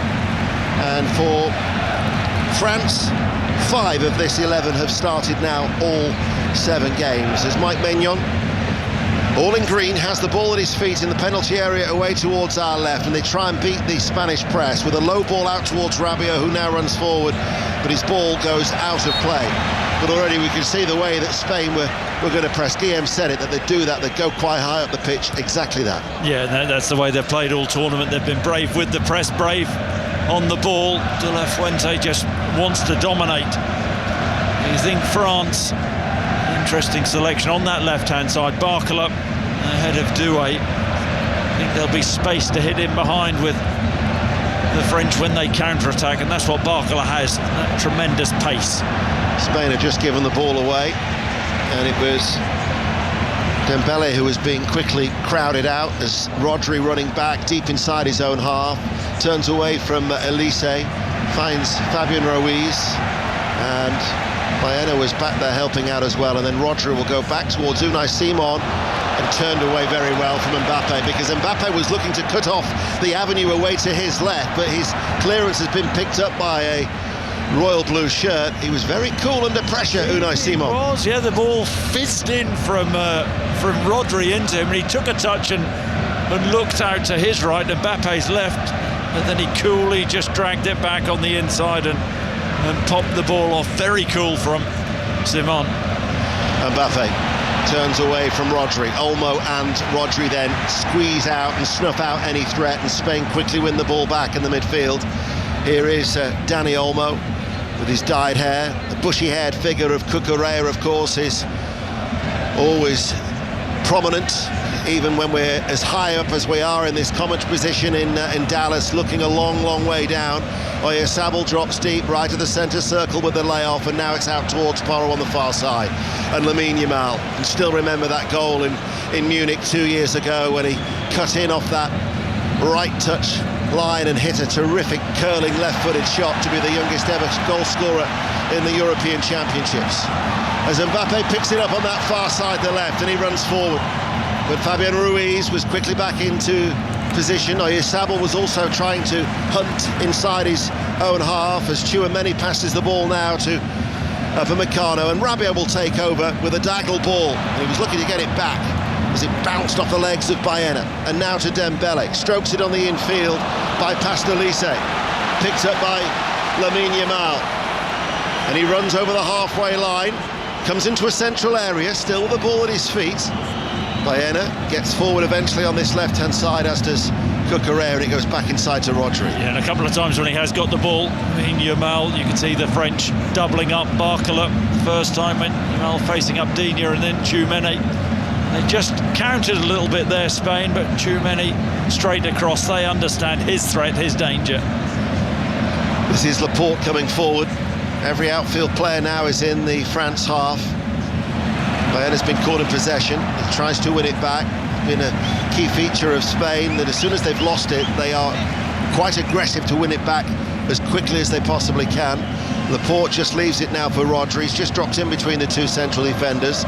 Olmo now comes to collect it left of the centre of the circle. Still inside the Spanish half. And this is with Fabian Ruiz to Olmo, who turns away from Elise. Olmo, Rabiot is in front of him. Elise running around, doing a lot of work. But Spain are just quickly passing the ball to across the back. This is with Laporte, comes in now to French territory. Already 5 minutes have been played, 0-0 in the early stages of this first World Cup semi-final. Yeah, and Spain keeping the ball well. The French back line are playing quite high, and Spain could do with a few runners. Josebel likes to come to feet. There's Cucurella, the Spanish left-back, getting forward, but here comes the counter. Dembele passes the ball towards Mbappe. Barcola is away to the left. Also joining the attack is Luca Dean. Now he finds Barcola, who gets away from the sliding challenge, and the cutback is snuffed out by the knees of Kubasi. And it goes behind for a corner kick, but that's the threat. That's what Spain are worried about. Absolutely, and Cucurella from the left-back position making a forward run. He was caught out. It wasn't his fault. Misplaced pass, and then France are onto the back line. And Barcola has that blistering pace. Left-hand side, left-footed cross, but Kubasi got across well. This front four started the games against Iraq, Sweden and Paraguay, and obviously again here tonight as Elise takes the out-swinging corner kick. Good header out by Laporte. Rabiot's attempted volley has been screwed well wide by the outside of the left boot, and it goes out for a goal kick. For what is just the second World Cup meeting between the two, it's actually the 39th meeting overall, but when it was in 2006, it was France who came from behind in a last 16 encounter in Germany to win by 3-1. Goals from Ribéry, Vieira and Zidane. However, since then, Spain have very much had the upper hand, winning 2 of the subsequent 10 meetings. Who will win this latest encounter? 0-0 here in Dallas, 6.5 minutes played. Maignan, the goalkeeper, away towards our left. Looks for the head of Barcola, beaten in the air by Porro. Chris Sutton. Yeah, well, you weren't listening to Didier Deschamps' presser, were you? Because he said that this French team have gone up a level since then. They're a different team. The past is the past, and they have excelled, haven't they, in those forward areas of this World Cup. Mbappe 8 goals, Dembele 5, Elise 5 assists, and here they come. Koundé, the right back, infield to Dembele, got a lucky touch, able to keep the ball, then he lost it. Fabian Ruiz is able to do a 360-degree turn. He runs away from Dembele. Oyarzabal has dropped inside his own half there. Actually, Olmo is now the central attacking figure. And he'll do that a lot, Oyarzabal, but they need that threat in behind. Everything's to feet. Ball forward, brushed off the ball was Lamine Yamal by Rabiot. Tchouaméni and Rabiot, the preferred central midfield pairing for Deschamps. That was good defending by Laporte, but cut out the forward ball by Elise that was just trying to get Mbappe away. Olmo now runs forward, almost right corner of the area. Lamine Yamal comes on the inside, gives it towards Olmo. Olmo, can he get sight of goal? No. The referee, who actually is Ivan Barton from El Salvador, has given this a Spanish free kick. Well, was it outside the box or inside the box? That's my first thought. No, it is just outside the box. Olmo shifts the ball past Elise, and then Rabiot gets there a little bit late. Olmo with a bit of a heavy touch, but just nicks it in front of Rabiot, and Rabiot clumsily stands on Olmo's left boot. Now this is a chance, isn't it? Well, this definitely suits the left foot of Lamine Yamal, who's been twirling the ball in his hands. Rabiot was shown a yellow card, incidentally, for that challenge. It's a bit harsh. I mean, it was a little bit late, but accidents happen, don't they? Yeah, it does suit a left foot, the right-hand side of the box, and it's been a case at this World Cup of Lamine, where have you been? Is he going to rock up now? Well, in the warm-up, I noticed Baena practicing free kicks. On a couple of occasions, he struck the crossbar. He is a free kick specialist, but that would have to, if they were to take it, if he was to hit it with his right foot, then that's going to have to work a long way around the wall. There's 4 in the wall for France. Maignan's happy with the wall. Well, what's happened here? Because the fourth official, who is Glenn Nyberg from Sweden, So he got some spray. He's forgotten his spray, the referee. Come on, you got one job, two jobs. Remember your whistle and remember your spray. And don't forget the cards. And the card, 3 jobs. Because you actually forgot the cards then. That's a yellow card. You forgot the cards. You only had one job. Right, the spray's there. He's been handed the spray. Baena walks up now. He does try it right-footed and into the wall. Comes out to Lamine Yamal, who clips over the cross. Deep. Flick header away by Koundé. It'll be retrieved by Fabian Ruiz. Blocked by Koundé. In the end, the big build-up for the free kick in Baena, but it's really tame, wasn't it? Halfway up the wall. The angle wouldn't... It had a lot to do with his right foot. Yeah, well, you would say from that right-hand side it suits a left footer, but that was pretty hopeless. Oh, sorry, I thought you'd finished speaking. 10.5 minutes played. France 0, Spain 0. Is it panned out the way you thought it would pan out? I think Spain dominating the ball, but France have had a couple of moments where it's just their final ball which hasn't come off. Rabiot picked out by Maignan, runs forward from the goalkeeper's pass, infield to Mbappe, back to the French midfielder, fair hair, ponytail, inside now to Tchouaméni, he's left of the centre circle.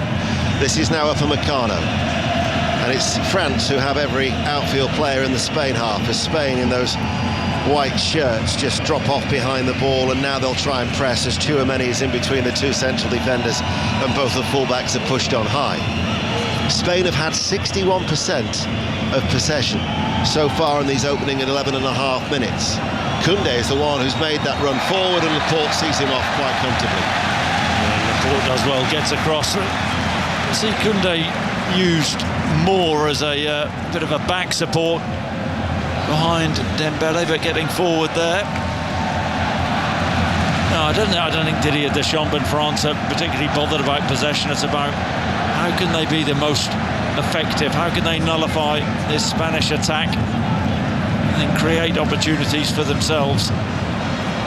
3 of this French starting 11 play their football in Spain as the ball is headed back to Olmo, but Rabiot's having a rather effective game in that midfield for France, breaking up the play once again, hoofing the ball back towards Maignan, brought it under control. That was a loose ball in the midfield. Tchouaméni then did well to give it towards Saliba, and then Saliba with a cushion ball towards Koundé, but that could have been careless from the French. I think the way that Spain have pressed in this World Cup, they've been the most aggressive. I think really happy to get after the opposition, but France on 2 occasions have played through that Spanish press.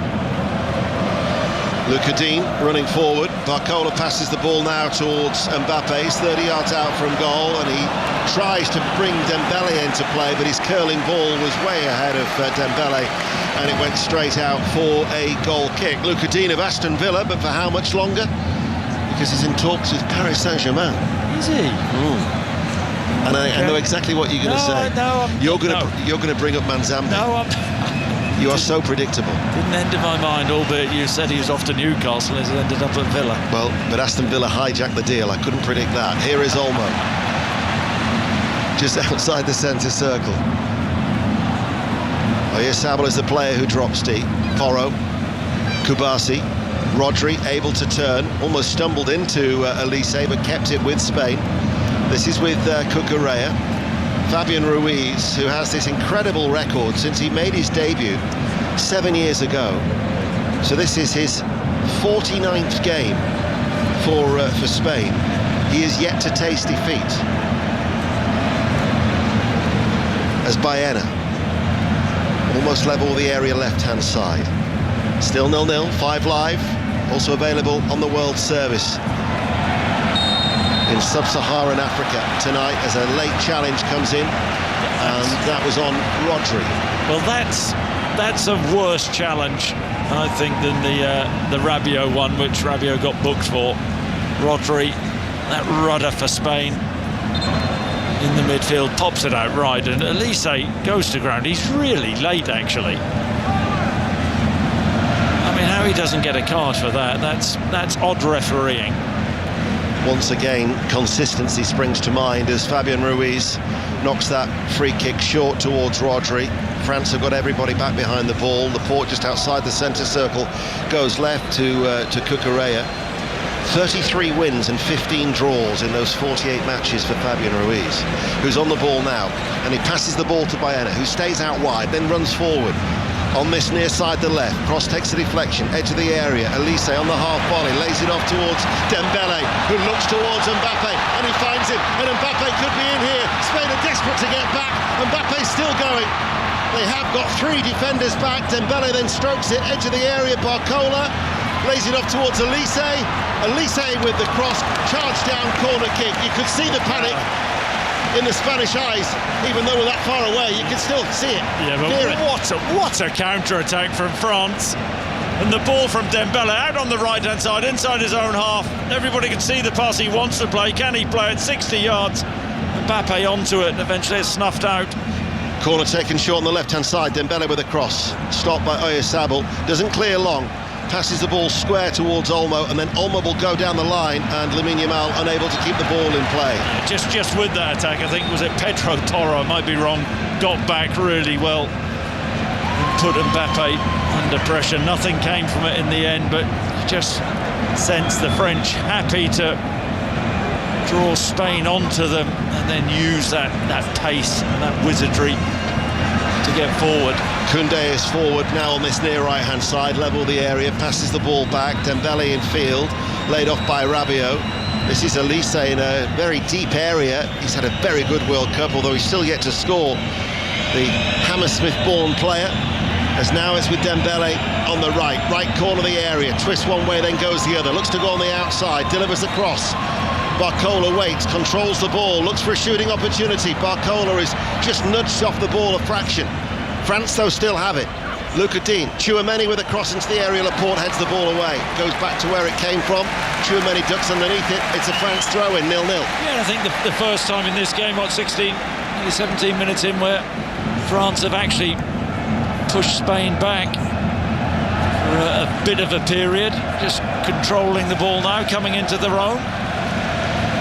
It is worth pointing out that Spain are on their longest run in their entire history. They're unbeaten in 36 matches since a 1-0 defeat to Colombia, which was in March 2024 in the London Stadium. Only one Euro nation has ever gone on a longer run, and that was Italy. I was going to say that.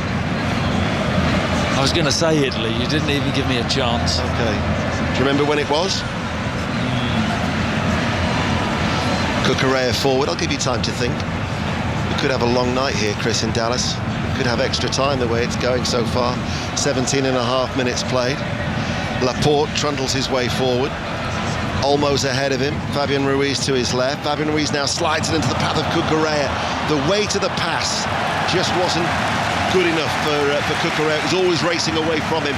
Goal kick, 18 minutes played, 0-0. And that's where the Spanish from their fullbacks, that's where they're getting the movement in behind. But Upamecano, big, strong, strapping French centre-half getting across and shoulder to shoulder with Cucurella. There's only one winner there. It wasn't that long ago, actually, that run for Italy. It was October 2018 to September 21. Here is Koundé, blocked by Cucurella. Good block as well. You could hear the slap off the thigh as it went out. And now it is with Upamecano to Saliba, central position at the heart of the French defence, and he goes out towards Luca Dean on that far side. BBC Radio 5 Live, still 0-0. Earlier, England against India, the first of the three-match one-day international series at Edgbaston. England 258, but India 262 for 4, so they won by 6 wickets. And the next coverage will be at the Oval on Thursday, 12:45 in the afternoon on Sports Extra for that second match in that one-day series. As Olmo for Spain, 0-0 here on 5 Live, 19 minutes played. Laporte now will come forward with the ball, and he's over the halfway line. Cucurella keeps the ball in play, good control, crosses, hangs in the air, over the head of Oyarzabal. Awkward though for Luca Dean, penalty, and he's fouled Lamine Yamal. It was an awkward one. He was never in full control of the ball. Lamine Yamal came in from behind, and Spain have been awarded a penalty.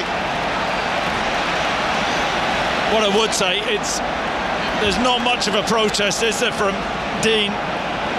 Ball crossed in from the left, it's overhit, it bounces, and then, oh blimey, Digne pops a little header up and then goes to volley the ball with his left foot, and he just volleys,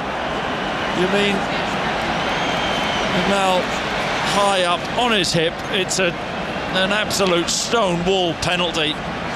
Daft from Dean, wasn't it?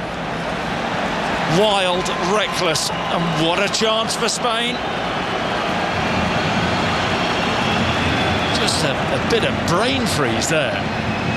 He heads the ball up, he's just totally unaware of Yamal. Kylian Mbappe has just approached the El Salvadorian referee to have a word. VAR naturally will be having a check of this. What is there to check? I mean, he's halved him around his hip. There is still a delay. The ball has now been tossed away. What's he doing here? Has he changed his mind without going to the screen? He's just thrown the ball away as if it's to say it's a... What's the protest about? He's blown his whistle. He's surrounded by 4 blue shirts. Olmo and Fabian Ruiz. I think he's just saying, come on. He's tossed the ball away because I don't think he's happy with the pressure of the ball, because a ball boy has actually gone and taken that ball away, and we've got another one on the pitch now as well. So after a little bit of confusion, the El Salvadorian referee is now telling Mike Maignan to get back on his goal line, which he's still not doing. And this is Oyarzabal, who's scored 4 goals already from the penalty spot. Mikel Oyarzabal up against Maignan. Waits, the referee gives him the go-ahead, and Oyarzabal scores. Left-footed, Maignan dived the right way, went to the right-hand side. Spain take the lead. Advantage Spain. And Dean's error is a very costly one for France. Spain 1, France 0.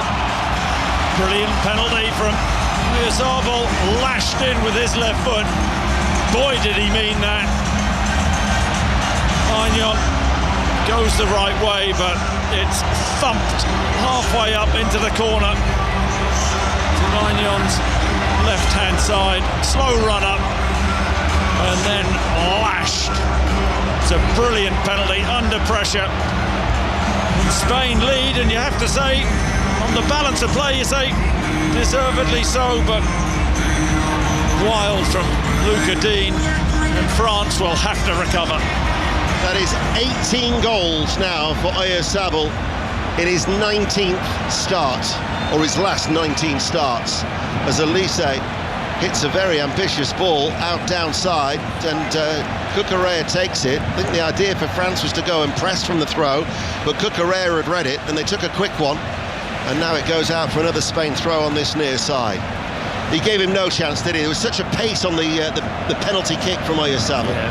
Maignan tried to get across, but he was half a yard away from it. It was thumped in. And I think France, for the first time in this World Cup, have gone behind, and they're going to have to find a way to recover. And here we are, the first drinks break. So we've got a drinks break here in Dallas, and Spain are leading France by 1-0 after 23 minutes, and Oyarzabal moves alongside Dembele on 5 goals, and the Golden Boot still 3 short of Mbappe and Messi. Guillaume Balaguer, of course, is with us here on BBC Radio 5 Live. I told you should be confident. Oh my God, this was like watching a good thriller, tense, full of possibilities, of wrong clues, where if you look away, you may miss that moment where everything changes, even in places where you don't expect it. Digne kicked Lamine Yamal, kicked him. And there was a bit of a doubt, because Lamine carries the ball, hits the ball hits his arm, but I think he had it close to his body. And in attack, sometimes they may just have taken that away from the offender. But yeah, once the ball was in the penalty spot, and Oyarzabal was going to take it, it's like, yeah, it's all right, we're okay. No, it wasn't like that at all. Not at all. The trouble is, though, if you think back to that Nations League semi-final from last June, Spain were 4-0 up. So even if you were to get another couple of goals, you still can't relax because of the way that game ended when it ultimately finished 5-4. Because I think Bram Glevot was right. They've got 4 Lamine Yamals. The problem is they're only comfortable when they can run into space, and they haven't been able to do that a lot. And even when they do, everybody tracks. And I don't know if you realise, but have a look at Oyarzabal. He's just actually helping everybody on the right-hand side, on the left-hand side. This is when we don't have the ball. So everybody with the ball finds 1 or 2 players, Spain players, trying to stop them. And that has worked so far. Meanwhile, with the ball, we haven't risked a lot, have we? I think it's been all very cautious, hoping for something magic to happen. Or tragic, really, like the penalty that we've seen. Thank you, Guillaume. Got another 50-odd seconds of the drinks break. It gives me an opportunity to tell you that tomorrow, 2-hour build-up for that second semi-final in Atlanta, England-Argentina from 6 o'clock. And because it's a BBC TV commentary, you then have that facility to watch and listen through the BBC iPlayer and also the BBC Sport website. If you can't wait until 6 p.m. tomorrow, you've of course got the 5 Live Football Daily feed, which on BBC Sounds, which will also have the TMS Daily, the Wimbledon, the Wimbledon's finished now, isn't it? But England-India, of course, today on the TMS podcast as well. But also tomorrow, an hour in the afternoon from 1 o'clock, just to whet the appetite. And then I'm led to believe that you've got a 6:06 after the game. Yeah, I think so, yeah. That could be one of the biggest 6:06s ever. Biggest ever. Just imagine if England can sneak past Argentina. Possibility, isn't it? But if that was a possibility, you're then looking at the possibility of a rerun of the Euro 2024 final in Berlin, in New Jersey on Sunday. But there's a lot to unfold before then as France pick the ball up as the game resumes. They're trailing by 1-0. This is Mbappe. Turning, diagonal ball, Rabiot just turns it around towards Dean, who joins the attack on that far side from left back. Chouameni passes the ball towards Dean, but it's intercepted by Porro. Lamine Yamal, I think, almost got in his own way of the right back there, and France have quickly gone across and put the ball out of play for a throw. 27 minutes played, 1-0 Spain. And the question is how are France going to respond? They were happy to sit in a mid block and a low block and counter attack. They're going to have to be more on the front foot and take the game to Spain. Kubasi with a challenge on Mbappe. The referee, though, says it's just gone out of play for a throw.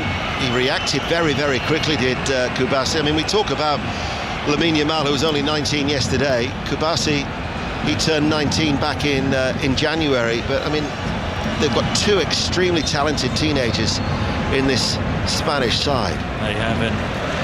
Clattered into Mbappe, didn't he? Mbappe, he had an ankle injury, didn't he? So he came off in the last game with. He certainly got into him there, and Saliba's just gone down, and that's as innocuous as anything, under no pressure. He sat down, and that may be the end of his World Cup. Yes. Now, it'll be interesting to see who replaces him, because I was always led to believe that Konate was seen as, or perceived as, the third centre-back, but Lacroix actually started ahead of Konate in that match against Norway in Boston. But you're right, he just inside his half, he's left of the centre circle, the ball at his feet, and then he just decides to go down. So that is never a good sign. No, wasn't under great pressure at all, and just turned round, sat on the deck, and yeah, he's on his feet now and walking off. Yeah, that'll be a massive disappointment to him, and yeah, it'll be interesting to see the change Didier Deschamps makes. Saliba unable to continue, and once again injury wreaks havoc with his own World Cup dreams. He managed only 28 minutes at the World Cup in 2022, and he looks quite emotional as he is led off the pitch, and very hard to see who is going to be coming on, but it is going to be Lacroix.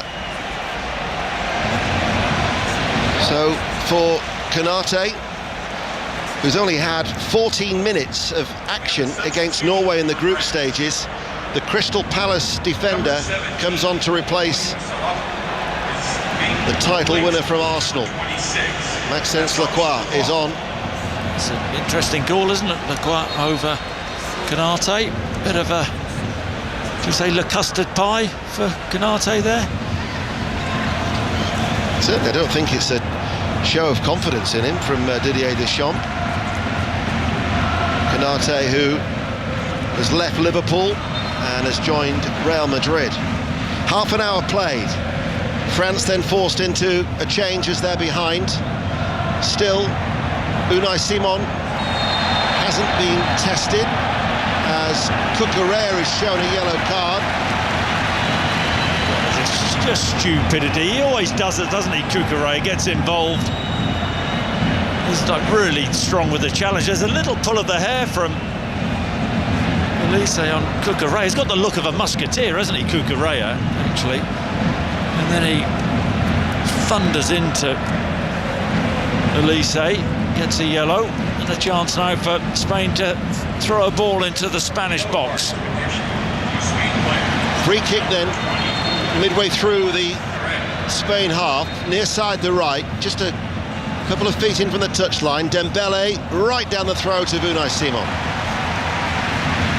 He's been quiet, hasn't he, Dembele, and he doesn't deliver there from across. You know, I've got to say, we all bigged up France before the game about their brilliant attackers, but at this moment in time they haven't rocked up at all. No, they haven't. I'd be tempted though to get the ball out to this near side and test the discipline and patience of Cucurella now that he's on a yellow card. Even the other side, they haven't got the ball out to Barcola, to, I wouldn't say Pedro Porro. You know, we all regard him as a top defender in 1v1 situations. That penalty, incidentally, for Oyarzabal. He becomes the 6th player to reach 30 goals now for Spain. Not bad company: David Villa, Raul, Fernando Torres, Alvaro Morata and David Silva. With his 5th goal of the tournament, after he'd scored 2 against Saudi Arabia and 2 against Austria. Baena in a central area, bites into the challenge, but Rabiot comes away with the ball. Then they give it away. And it's played back towards Laporte, just outside the centre circle. This is what Spain do. They control games. They restrict the opposition to few opportunities. You know, to face 7 shots in the 6 previous games to reach a semi-final of a World Cup is excellent control. Olmo to Cucurella, tried for the early cutback. Olmo tries to get there, but is beaten to it by Koundé, helped out by Upamecano on this near side. They're just grinding France down with the ball, aren't they? Cucurella passes the ball back. Rodri now with Laporte. Diagonal forward ball. Fabian Ruiz runs now into an area of space, offloads it towards Olmo. Olmo with a shot, and it was a wayward effort, right-footed, 30 yards out from goal. Just went climbing on a diagonal trajectory and into the sponsors area behind that goal of Mike Maignan. 1-0. They've got overloads everywhere, Spain, and Rabiot, the French midfielder, trying to rally his troops and get his team going. Haven't been slick enough, good enough on the ball. Looking for Elise, cut out though by Kubasi, read it well. This is Oyarzabal. Just forcing things, the French. Dembele on the drift from the right to the centre of the pitch. They're on the half-turn, but wasn't quite on to find Elise. Ball goes long over the top. Baena, flag stays down. Baena caught by Maignan. Now it's a late flag. He tried to knock it goalwards, but it was a late flag anyway, and it'll be a free kick. But it was a good distribution, good spot by Unai Simon to go long, just to mix things up a little bit. Good variation. Yeah, as I said, I don't think that Spain have, those forwards have run in behind enough and given the French defenders enough to worry about, but That was a high line, long ball from the keeper, but slightly offside. Didier Deschamps, rather pensive-looking French manager, as today his 25th match in charge of a World Cup game. He equals the record of Helmut Schön, who, the former West Germany manager, as in the midway point. They go long with a punt downfield by Fabian Ruiz. They're saying that Baena was knocked to the ground and there was a foul, but the referee from El Salvador's not having any of that, Mr. Barton. And now it's with Koundé, the right back. Little layoff, short, square. Chouameni, right side of the centre circle. Now finds Lacroix, the substitute for the injured Saliba. With 10 minutes to go to half-time on BBC Radio 5 Live. And we're with you through until 11 o'clock tonight before John Hansen takes over. And we will be hearing from the England camp as well before we come off the air this evening at 11 for 5 Live Sport, as John Murray will be speaking to the England manager Thomas Tuchel. Dembele, that was a nice turn. Passes the ball out wide to Barcola. Barcola now coming in off the left touchline, left corner of the area. Barcola waits. Barcola still goes, and it's a right-footed effort that was off target. Goal kick. Spain still lead France by a 1-0. Yeah, Dembele just found himself centrally there. Lovely turn, letting the ball run across his body. Out left to Barcola.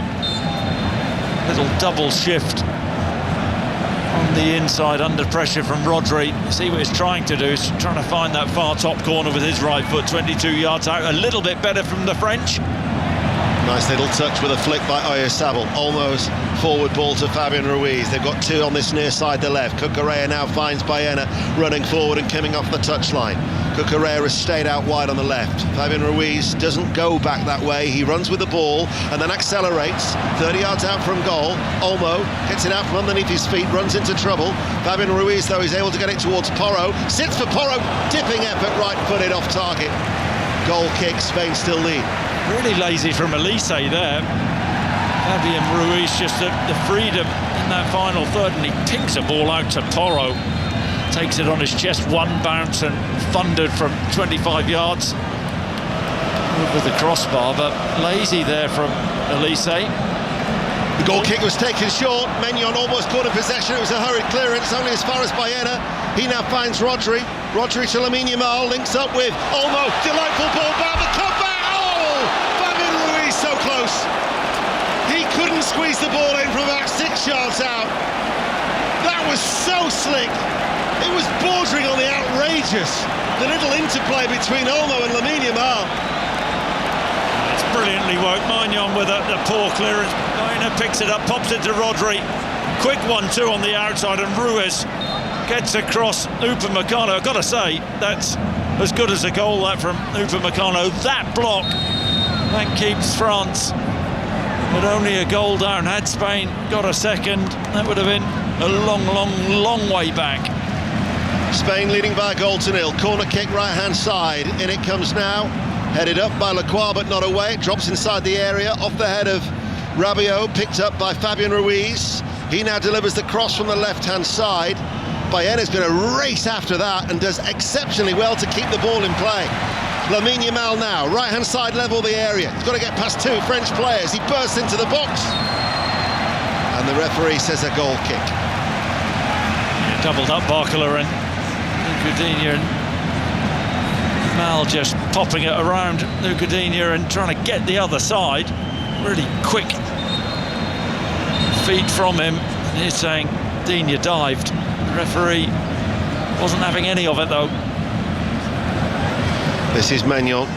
Clears downfield over the head of Koundé. He tried to float that flat ball forward, the goalkeeper. Cucurella has cleared it. Chris, tell me, how do France wrestle away the control of Spain? Well, they've got to beat that Spanish press first and foremost. I think there's a strong challenge from Rodri. They need to be braver on the ball in the middle of the park. That's what they need to be. Chouameni hasn't got to the pace of the game. I think Rabiot's done okay. We see Dembele now. He started on that right-hand side. He's on the drift, but then they're trying to force passes. They need to try and keep possession for a period.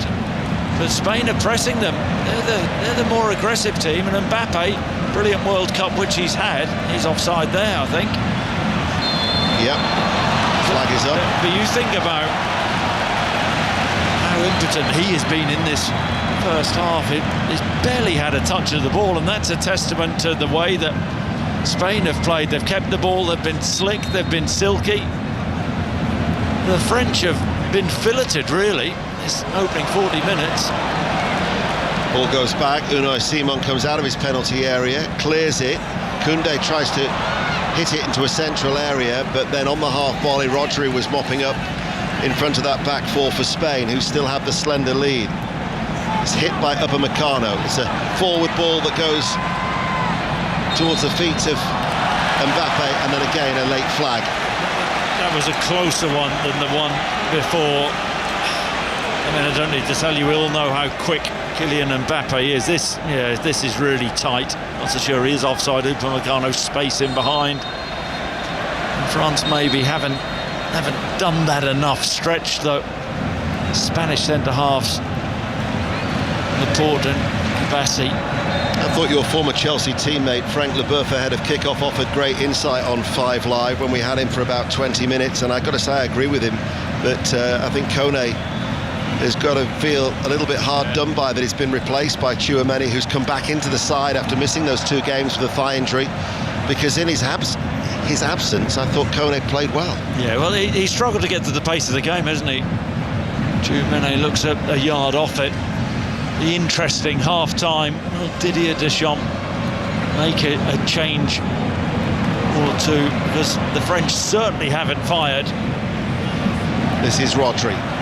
Passes the ball into the centre circle for Fabian Ruiz, who looks for a diagonal ball to test Dean. And it was on this occasion, as it reared up, bouncing off the turf, headed back by Luca Dean. But it was that awkward cross in how he conceded the penalty by chopping down Yamal, and the penalty that was converted by Oyarzabal. Rabiot looks for Mbappe. Unai Simon did ever so well. That was Neuer-like, because his anticipation was perfect. His starting position as a goalkeeper, he was halfway there, but from the quick throw, Mbappe's snuffed out by Kibasi, and they concede a corner kick. Yeah, signs though from the French. I wondered whether he was offside. Again, good touch from Barcola. And Mbappe gets the other side of Kibasi, who's marking channel side. You're right, Unai Simon does so well, because Mbappe is rapid. He goes to ground but wins the ball, does the Spanish goalkeeper. Corner kick for France, looking for an equaliser. Elise to take it far side the left. It curls, it drops, it comes to the edge of the area. Koundé chips the ball back in, headed up by Rodri. The goalkeeper gets into a little bit of a mess with Kibasi.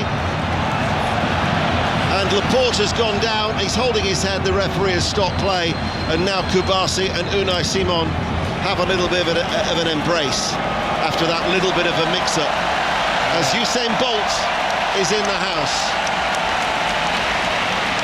and gets a great viewing on the giant screen, and gives everybody in this enormous stadium here in Dallas, over 70,500 people, they give him a huge cheer as well. 1-0 to Spain. Yeah, he was quite quick, wasn't he, back in his day? Bolt, but it was actually Oyarzabal and Simon coming together. Centre forward not taking any chances. Dembele edge of the area, pokes it in field. He was caught late. The referee gives a direct free kick. He is surrounded by furious Spanish players. Rodri, in a forceful manner, is walking after him to give his feelings. Oyarzabal likewise as well. This is certainly within shooting distance. It's not a free kick. It is absolutely not a free kick. Fabian Ruiz enraged, and quite rightly so. Dembele overruns the ball, pops it out to a Spanish player. He should be booked for this. And they wonder whether they have overturned it now. Laporte, Fabian Ruiz around the referee. He's thrown himself to the floor. That's what he's done. And now Didier Deschamps is questioning the fourth official. What's going on there? He's given a drop ball there.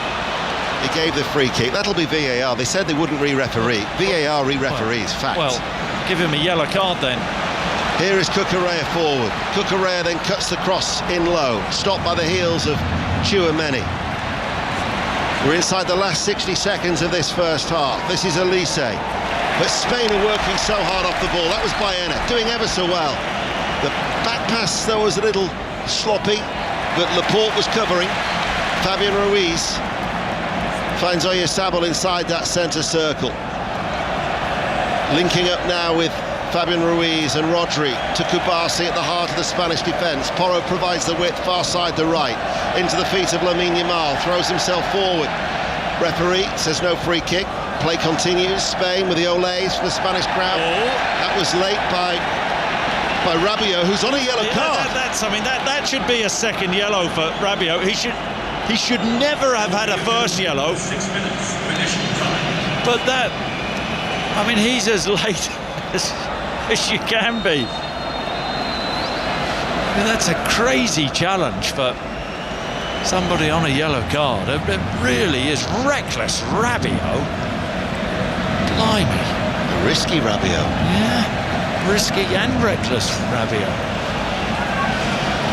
1-0 Spain. 6 minutes of stoppage time that we're in the first half here on 5 Live. Upamecano with the breaking up the attack. Elise comes out wide on this near side, the French right as they play from left to right, infield to Dembele. Dembele's ball was poor, went straight towards Baena. He's fouled from behind by Koundé. That'll be a free kick. That was a blatant push from behind. Although this referee, Ivan Barton from El Salvador, he was the one who showed the red card to Almiron when Paraguay played Turkey. You said that's a blatant push. It's barely a touch, and Baena does what a lot of players do when they're running back towards their own goal. Slightest touch, they go to ground.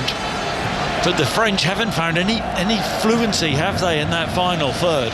Dembele has been a massive disappointment. Elise, again, we bigged them up, we talked them up.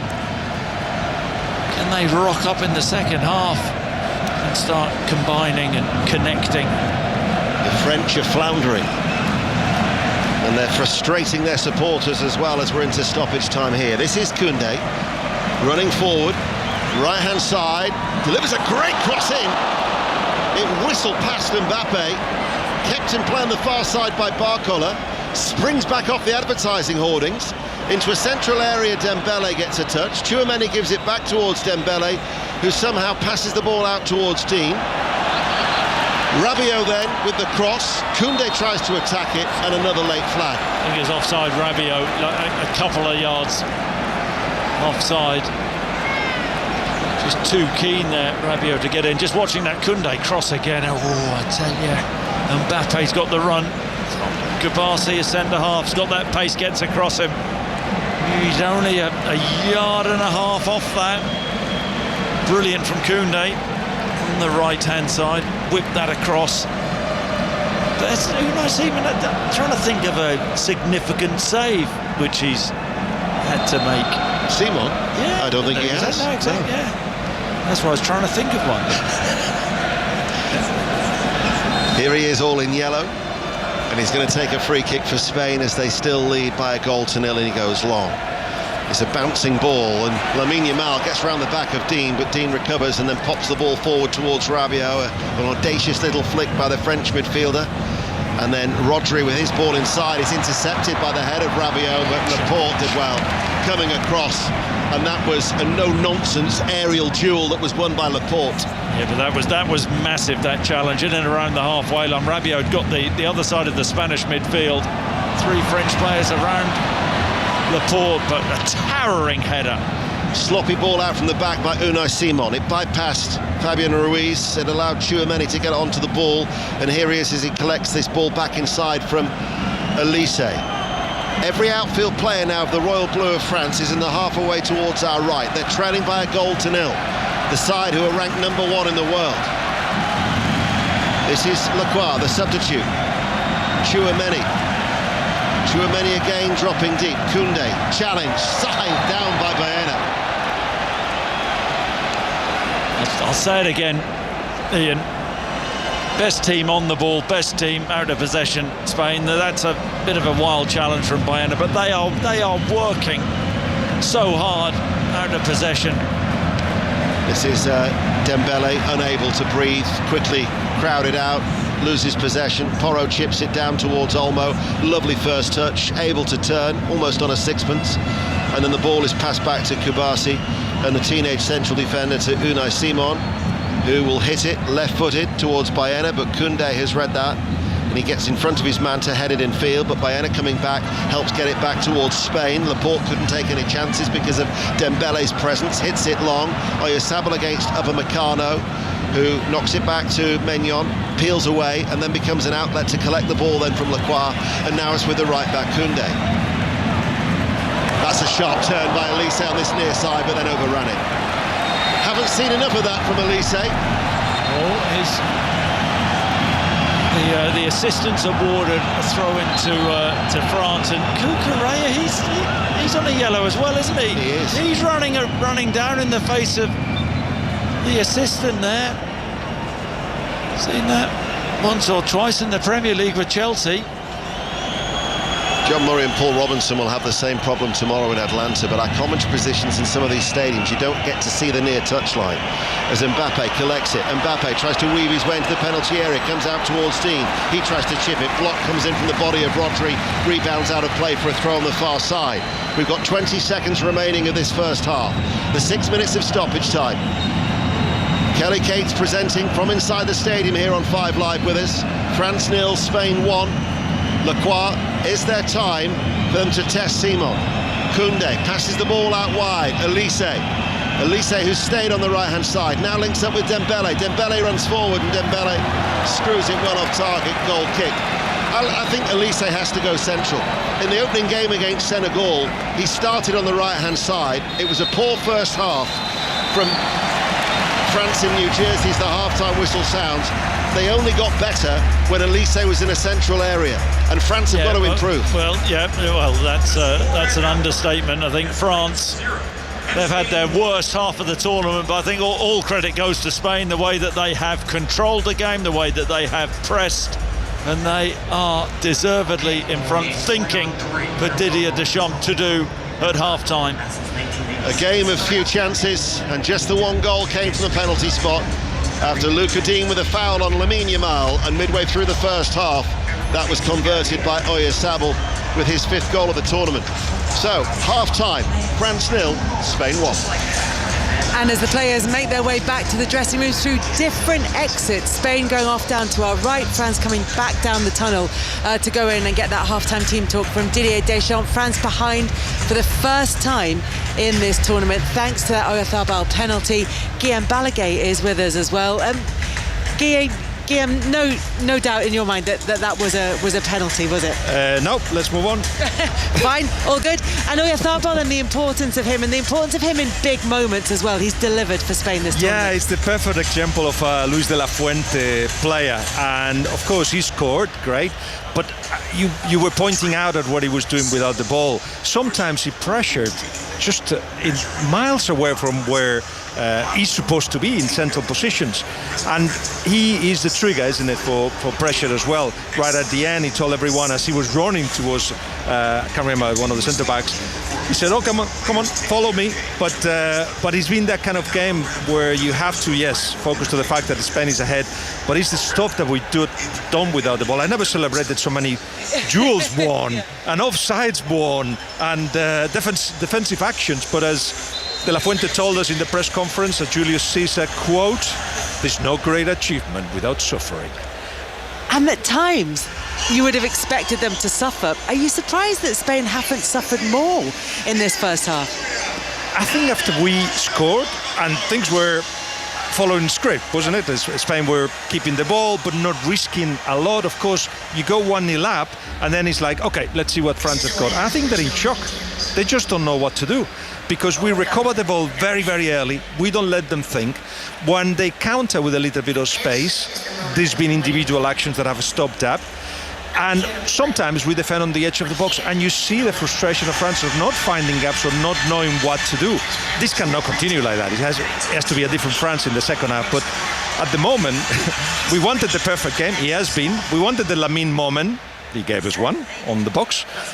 On the penalty, just quickly, Digne, unfortunately, kicks Lamine And Lamine Yamal sort of coming along Dini's blind side, really, as Dini is trying to clear the ball, and then takes out Lamine Yamal. Penalty, and Spain are 1-0 in front at half time. Chris, are you surprised that we haven't seen more from that France attacking line that we keep talking about? I get that they haven't had a lot of the ball, that Spain have had more of it, and they've been in control, so it's difficult for France. But even when they do have it, there's wayward passes. They don't look like they're linking up. I mean, Dembele, who's been pretty sensational at this World Cup, looks like he's got his boots on the wrong feet. I mean, he's been dreadful in this first half. Elise hasn't shone. I mean, the question is, I suppose, is, we've talked about how intense Spain have been out of possession. Is can they carry on in the second half and press France as well as they did in the first half, and get up to that back line and the midfield and put them under pressure? Because if they can't, that's when you think that the French forwards may come into their own, when the spaces start to open up the longer the game goes. But I don't think Spain will change their game plan, but things may open up with the inevitable fatigue in the second half for Spain. More problems as well with William Saliba's back injury. Julien Laurent said on X, he was lip reading what he was saying as he went down, and he was saying, my back is gone, my back is gone. He just stopped playing under no pressure, William Saliba, and he's come off.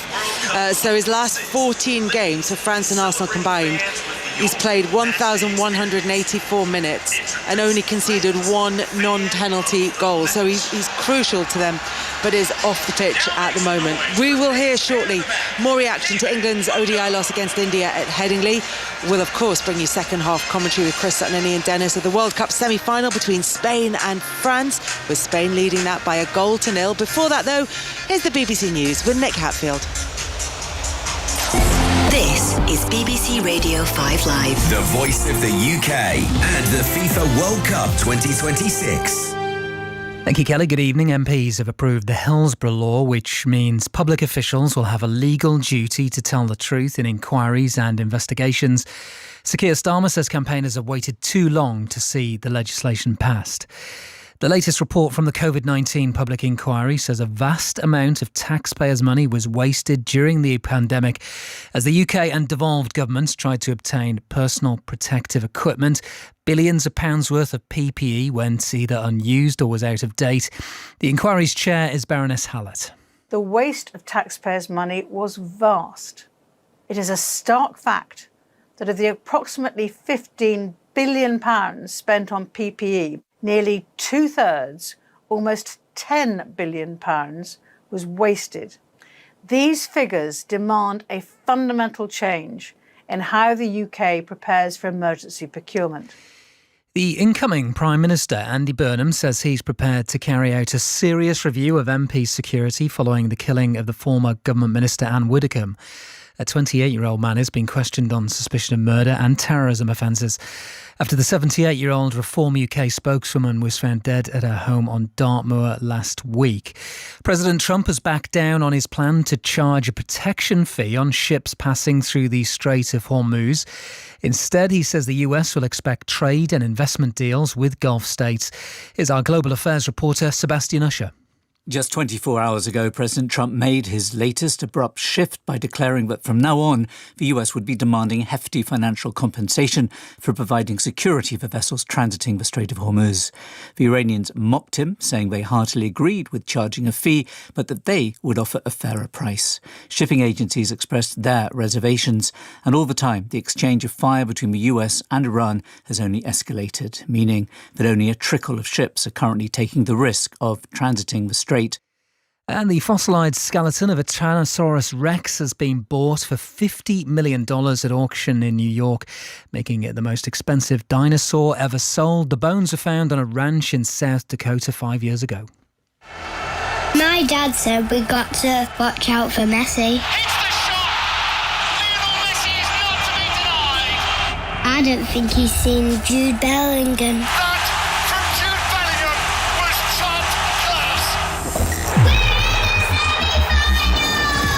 FIFA World Cup 2026 on 5 Live Sport. England versus Argentina. When Jude Bellingham produces a performance like that, he can get any team over the line. He's just unreal. What a player. Tomorrow at 8. Watch on iPlayer. Listen on BBC Sounds. The FIFA World Cup 2026 with Kelly Cates on 5 Live Sports. Spain are 1-0 up against France in the first of these World Cup semi-finals. Second half commentary of that coming up. England lost their opening ODI against India at heading lead by 6 wickets earlier. Harry Brooks' side were bowled out for 258, with 80 from Shubman Gill helping India chase their target with 28 balls to spare. Here's Test Match special Simon Mann. It was old school one-day international cricket, really. Deep Dusk upturn, Vic Marks are alongside me. Victor, this is the sort of game you used to play in.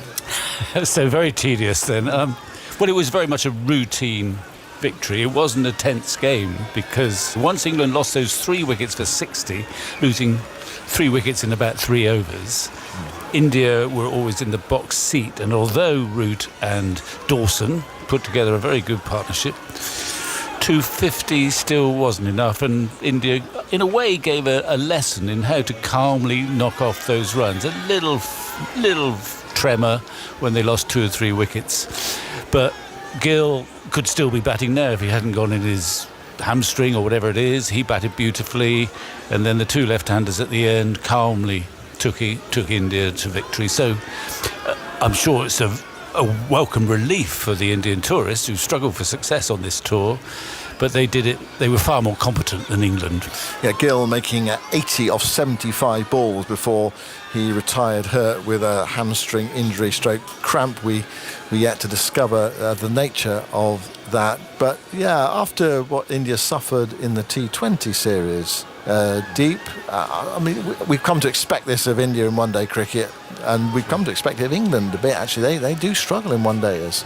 As far as India is concerned, last few years they've been really good in this format as well. Like you said, Vic, I think there's a sense of relief as well apart from everything else. Yes, they would be happy and all of that, but then especially for the guys who were here for the T20 series, and these 2, the left-handers, were part of that T20 series, and both of them finishing the game off half centuries, I think just brings back some confidence in that dressing room. And obviously Shubman Gill was absolutely brilliant. And England, couple of things I thought won the toss, and then I thought the openers did well to kind of nullify to a certain extent, going unbeaten till 61, that opening partnership, but then those 3 wickets, and I think England were behind the 8 ball ever since that phase of the game. And the other pattern, very distinct pattern from an English perspective, is that they are very good at T20. And they've got a terrific record in recent times in T20. They are pretty useless at the moment at 50 over cricket, and they have been almost since winning the World Cup in 2019. And that's partly to do with the players. It's partly there's been a certain disdain for 50 over cricket from the authorities, I think. So they don't really value 50 over cricket as much. And it's sort of coming home to roost that now. They've got into a slough where they struggle in this format and they don't quite know how to play it. They've got obviously some gifted players, but their record, it's unusual today for England to bat 47 overs, having lost a lot of early wickets. They did well to do that, but their record is, worthy of a lot of sort of concern, I think, because the World Cup is the big goal. It's still a big goal, but England, since winning it, don't seem to be too bothered about it, frankly. What do England need to do, Victor, then, in one-day cricket? Play a bit more of it. Play a bit more of it, is it? That's my simple and heartfelt answer. I think we tried to kid ourselves after 2019 and the advent of the 100 and the abandonment of domestic 50-over cricket for our best players. I think it was almost inevitable that there was going to be a downturn in how we perform in 50-over cricket. And I think there was this sort of naive assumption that, if you can play 2020 cricket, you can play 50-over cricket. It's not that much difference. And that was a convenient assumption for everyone, both the people running the game, but also the people playing the game. Because obviously, if you're a young player nowadays and you want a long and lucrative career, there's not much to be made of being a top 50-over player. But if you're a top T20 player, there's a fantastic opportunity out there to have a very rewarding career. The second ODI is on Thursday in Cardiff. TMS will have commentary from 12:45 on Sports Extra. If you can hear me over the sounds of the Zach Brown Band, they actually come from Atlanta, where tomorrow's semi-final is going to be taking place between England and Argentina. Commentary of that on 5 Live Sports. Second half coming up from here in Dallas, where they're right, everything is bigger in Texas, including the speakers. Spain 1-0 up at half-time, second half coming up. Manchester United have confirmed the signing of Belgian captain Yuri Tielemans from Aston Villa after triggering his £35 million release clause. Tottenham defender Luka Voskovic has joined Brighton for a club record fee of £46 million. Bournemouth have spent £25.7 million on Uruguay striker Alvaro Rodriguez. He joined from Spanish club Elche. And Arsenal have agreed a fee of £17 million with Besiktas for the transfer of Leandro Trossard. The Belgian will now travel to Istanbul for talks. And believe it or not, we've already got some club football scores to bring you tonight. In the UEFA Champions League first qualifying round, the New Saints lost 2-1 to Sabah of Azerbaijan. TNS lost 4-1 on aggregate. Lana 1, Trefiori 1 of San Marino. That's a later score at half-time. Lana are 2-1 up on aggregate. Also, the group stages of the Scottish League Cup, and the latest scores for that are on the BBC Sport website. So we're just about ready for the second half here in Dallas. Spain leading France by a 1-0. We talked about the penalty decision. Guillaume Balaguer is alongside us. Guillaume, you're expecting a different performance from France in this second half, but because Spain have that advantage, are they well suited to kind of just sitting back and defending that lead? No doubt. In fact, playing the way that has been a little bit cautious, has already created 2 or 3 chances. One that could have been the goal of the tournament that finished from Fabian, that link up between Olmo and Lamine. But they know obviously it's not over, both sides. Did you see the faces of the Spain players when they celebrated? They were so serious, so businesslike, so much saying, right boys, so far so good, but still plenty to do. And they're coming out with the same kind of faces. No shock at the result. They just got to complete the finish, the job. Business to take care of in the second half here. Live from Dallas, your commentary team, Chris Sutton and Ian Dennis. Thank you, Kelly. If they are to do it, however, this stat from Opta, they're going to be only the 3rd side to have ever progressed in a World Cup semi-final after trailing at half-time. Argentina against Italy in 1990 and Croatia against England in 2018. For that semi-final that was played in Moscow in the Luzhniki Stadium. As the second half is back underway, but France have made a change. And Kone has replaced Rabiot. So Rabiot, who was on a yellow card, and also could easily have picked up a second yellow card, has been substituted. Maignan then is in goal, a back 4 of Koundé, Lacroix, a first half substitute for the injured Saliba, Upamecano and Dean, who gave away the penalty. Kone and Tchouaméni now in the midfield, and a front 4 of Elise, Barcola, Mbappe and Dembele. Spain, in their white shirts and burgundy shorts, have Simon in goal, a back 4 of Porro, Kubasi, Laporte and Cucurella, Fabian Ruiz, Rodri and Olmo in the midfield, Lamine Yamal, Baena and Oyarzabal, who got that penalty midway through the first half. We are once again joined by the World Service, listening to us in Sub-Saharan Africa. So, second half of this first semi-final, France 0, Spain 1. And this is the voice of Chris Sutton. Yeah, well, Tchouaméni can thank his lucky stars he wasn't booked in the first half, because he would have probably the one who would have got hooked. I think Rabiot had a slightly better half than him, but I think, Deschamps worried about Rabiot picking up another booking and getting a possible, getting a red card. That would have been the issue there, but I'm expecting to see a French team more on the front foot in this second half. It has to happen. They have to start connecting and clicking in that final third. Is Mbappe for France. They're playing from right to left as we look high up here in this futuristic stadium in Dallas. Looking back towards Mbappe, that was cut out well by Laporte, just stabbed the ball down into the ground, and then now Rodri tries to send Baena away on that far side of the left, but he's overhit it and it goes out of play for a throw. Kone and Tchouaméni did start together in the game against Norway, the final group stage match, where Norway of course had made a whole host of changes. I think it was 10 from memory in that game in Boston, and they won by 4 goals to 1. But when he's done well, Coney, when he started, I think he's done well. He has started the last two, started another 2 games as well. Plays for Roma. Had a hamstring injury in March, as you know, Chris, and came back for the latter stages of the Italian season to prove his fitness. But we are expecting more from this France side. And Elise, once again, who stayed on that right-hand side, tries to take the ball with him, but runs into Laporte. Laporte is having an excellent game. He is. And Cucurella matched the run of Elise as well, but he's been a rock at the back, hasn't he, Laporte? It's can they keep it going? You know, a lot of talk about the Spanish defence.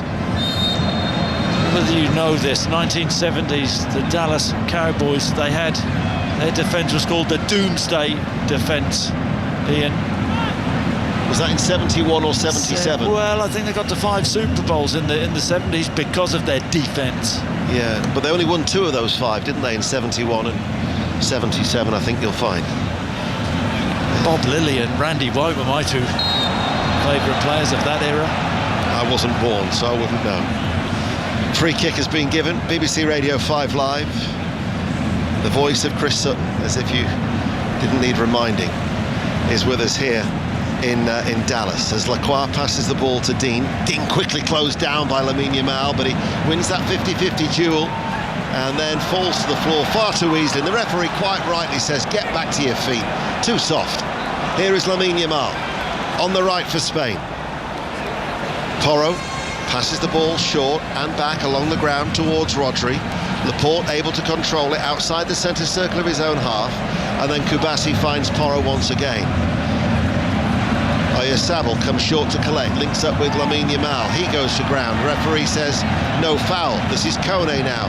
Finds Elise. Elise starting to drift a little bit now, as Mbappe almost got Barcola away, but it was a good interception, and Fabian Ruiz does well, uses his strength. Good close control. Rodri manages somehow to, a little bit off balance, hack the ball out towards Baena, who with a switch of play bounces a couple of times. That was a coming together between Oyarzabal and Lacroix. The referee has given a free kick in favour of Spain. Almost on the halfway line, they lead by 1-0. Did he, Deschamps? Bewildered with that decision. The ball wasn't anywhere near Oyarzabal. There's a bit of a shove in the back from Lacroix. Spain were in possession anyway. I'm just seeing that Yamal won. Barcola stands on his foot. He's unfortunate not to get a free kick for that. The referee's let a fair few go though, hasn't he? He has. Yeah, it's been, I would say, a bit of an inconsistent performance so far from Ivan Barton of El Salvador. Ball over the top. Lamine Yamal latches onto it. Lamine Yamal running forwards. The ball wouldn't come down for him, and he was running out of playing surface, and the angle was extremely tight. And in the end, he just couldn't get that telling touch, and he was in fact offside. Yeah, he was. He was a couple of yards offside, but he takes a poor second touch. Good first touch, poor second touch. The ball got away from him. He's not the same player, is he? Hasn't been at this World Cup. He offloads the ball to Fabian Ruiz, but the French side are pressing, and Fabian Ruiz again had to tidy up there in the midfield with a long back pass towards Unai Simon, who chips it out over the head of Olmo, headed forward by Dean, but well read by Porro, stepping out of defence to get that ball, now with Olmo. Lamine Yamal is just to his right-hand side. Rodri never looks phased, even when he's being closed down. And Fabian Ruiz, and they work it across to Cucurella, and there's a bit more space now for Spain to come forward. And Cucurella has Baena out to his left-hand side, and here is the Atletico Madrid player. Baena on the inside, passes the ball now. Oyarzabal with the flick, didn't come off, but he still has the ball. He might create a shooting opportunity, and off his left boot. It was off target, goal kick, but Spain is still ahead 1-0. Yeah, a wry smile on Oyarzabal's face. We got lucky actually, because tried a little flick back to Baena, and the ball fell for him fortunately, but you don't want to give him too many shooting chances from 18-19 yards. Not that far away, already got his goal. Coming into this game, they had 47 shots on target. It was the most for France at a World Cup since they had 53 in 1998, when of course they won the World Cup. But at the minute, it is Spain who are coming out on top because they haven't managed one shot on target as yet. And that's incredible. You think eventually they will get a chance with the quality of their front line. When it does come their way, they've got to make sure that they're ruthless. Mind you, that said, Spain have only had one shot on target and the penalty they scored from it, and they lead by a goal to nil as Lamine Yamal runs away from Dean, who's struggling to keep up with him, and Lamine Yamal continues on an inside diagonal track, but Barcola did ever so well to help out his left back as that back pass had Maignan scrambling. What is Upamecano doing there? Blind back pass. Fortunately for Upamecano, it was off target, but Maignan is having a look at his left hip. He got back and scrambled to safety. Talking of Maignan scrambling, France is scrambling for ideas at the moment because they've been completely nullified by this Spanish side who are leading by a goal to nil. We're 8 minutes into the second half. BBC Radio 5 Live, available on the BBC Sounds app and also on the World Service in Sub-Saharan Africa. Elise, central, by far his best position. Out towards Dean, the left side back on this near side, the left, now towards Barcola, level the area. Elise's continued his run, getting more involved. The back pass towards Barcola, the little flick inside towards Mbappe. He wriggles clear, it breaks back towards Kone. Chouameni passes the ball. Koundé now joins the attack, and he goes short. Ball passed forward. He's had a change of boots as Dembele. He was wearing yellow boots in the first half. He's gone for a bright orange pair in the second. Yeah, I just hope he's put them on the right feet, but it didn't look like it with that pass. He's had an absolute stinker, hasn't he, Dembele? I can't remember him ever playing as poorly as this. Lacroix cuts out the forward ball towards Oyarzabal. Elise had to stretch into the challenge not once but twice. He's only now getting back to his feet. France have the ball. Upamecano in the centre circle, out towards Koundé. There seems to be a little bit more urgency, more purpose about France in this second period. But Baena has robbed the right back of the ball, and then France win it back with Upamecano to Elise, out towards Barcola. Barcola left-hand side of the area, looks to go on the outside of Porro. Unai Simon was quickly off his goal line and slides and gathers low. Sharp Seaman there did really well. Barcola driving on the outside of Pedro Porro, I say did really well, took a heavy second touch. He's been alert, hasn't he, Seaman, on a couple of occasions, off his line to good effect. Fourth most capped goalkeeper for Spain. France are looking at making another change.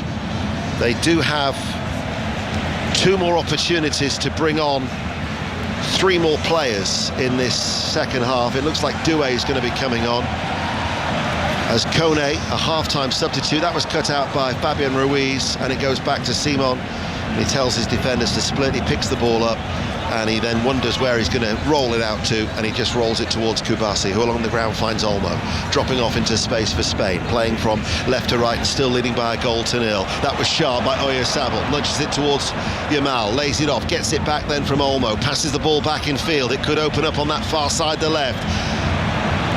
And this is Fabian Ruiz with a cross that is going to arc its way out for a goal kick. So some of the football that the Spanish is absolutely sensational.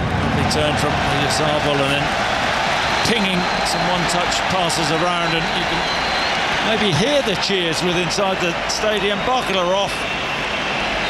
Doué on that left-hand side for France. Can Doué be the difference? Can he make the difference with Didier Deschamps' team?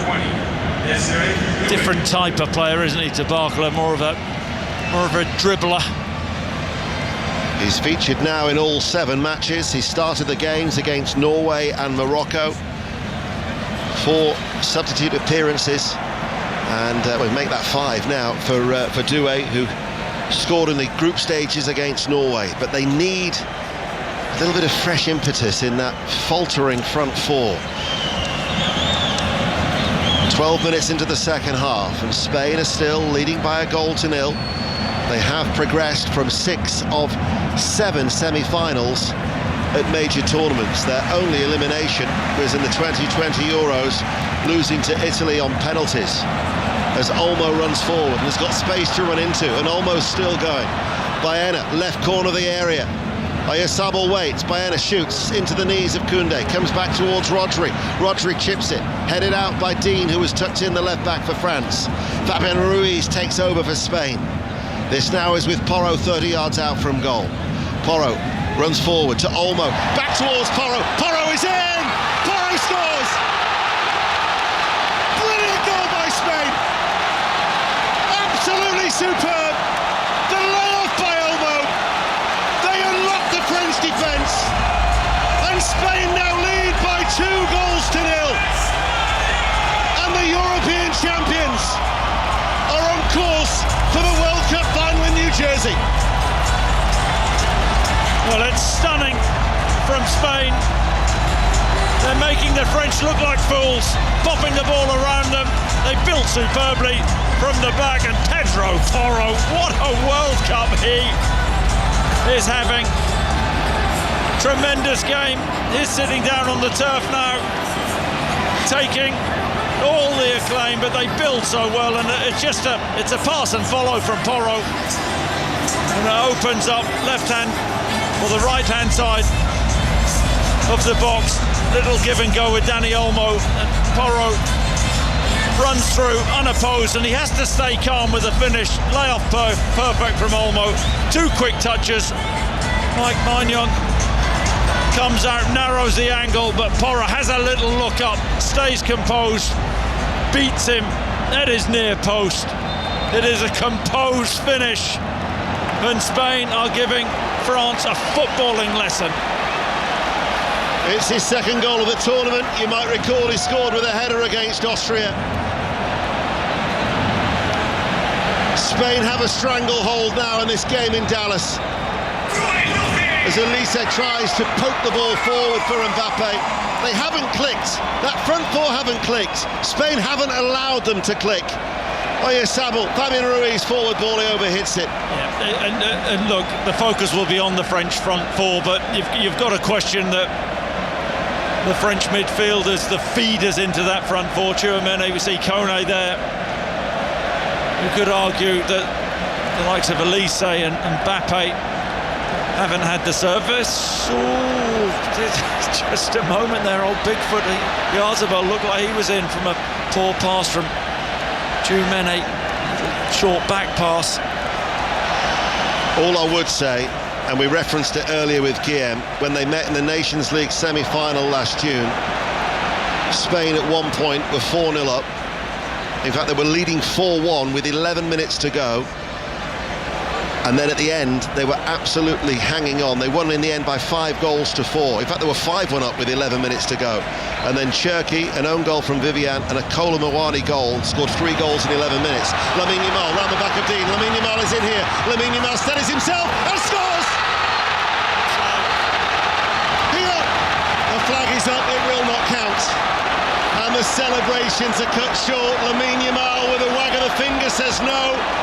VAR will have a look at it.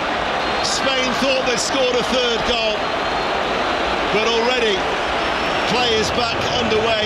Not even shown on the giant screen here in Dallas. Boos from the Spanish supporters, boos from the supporters of Lamine Yamal.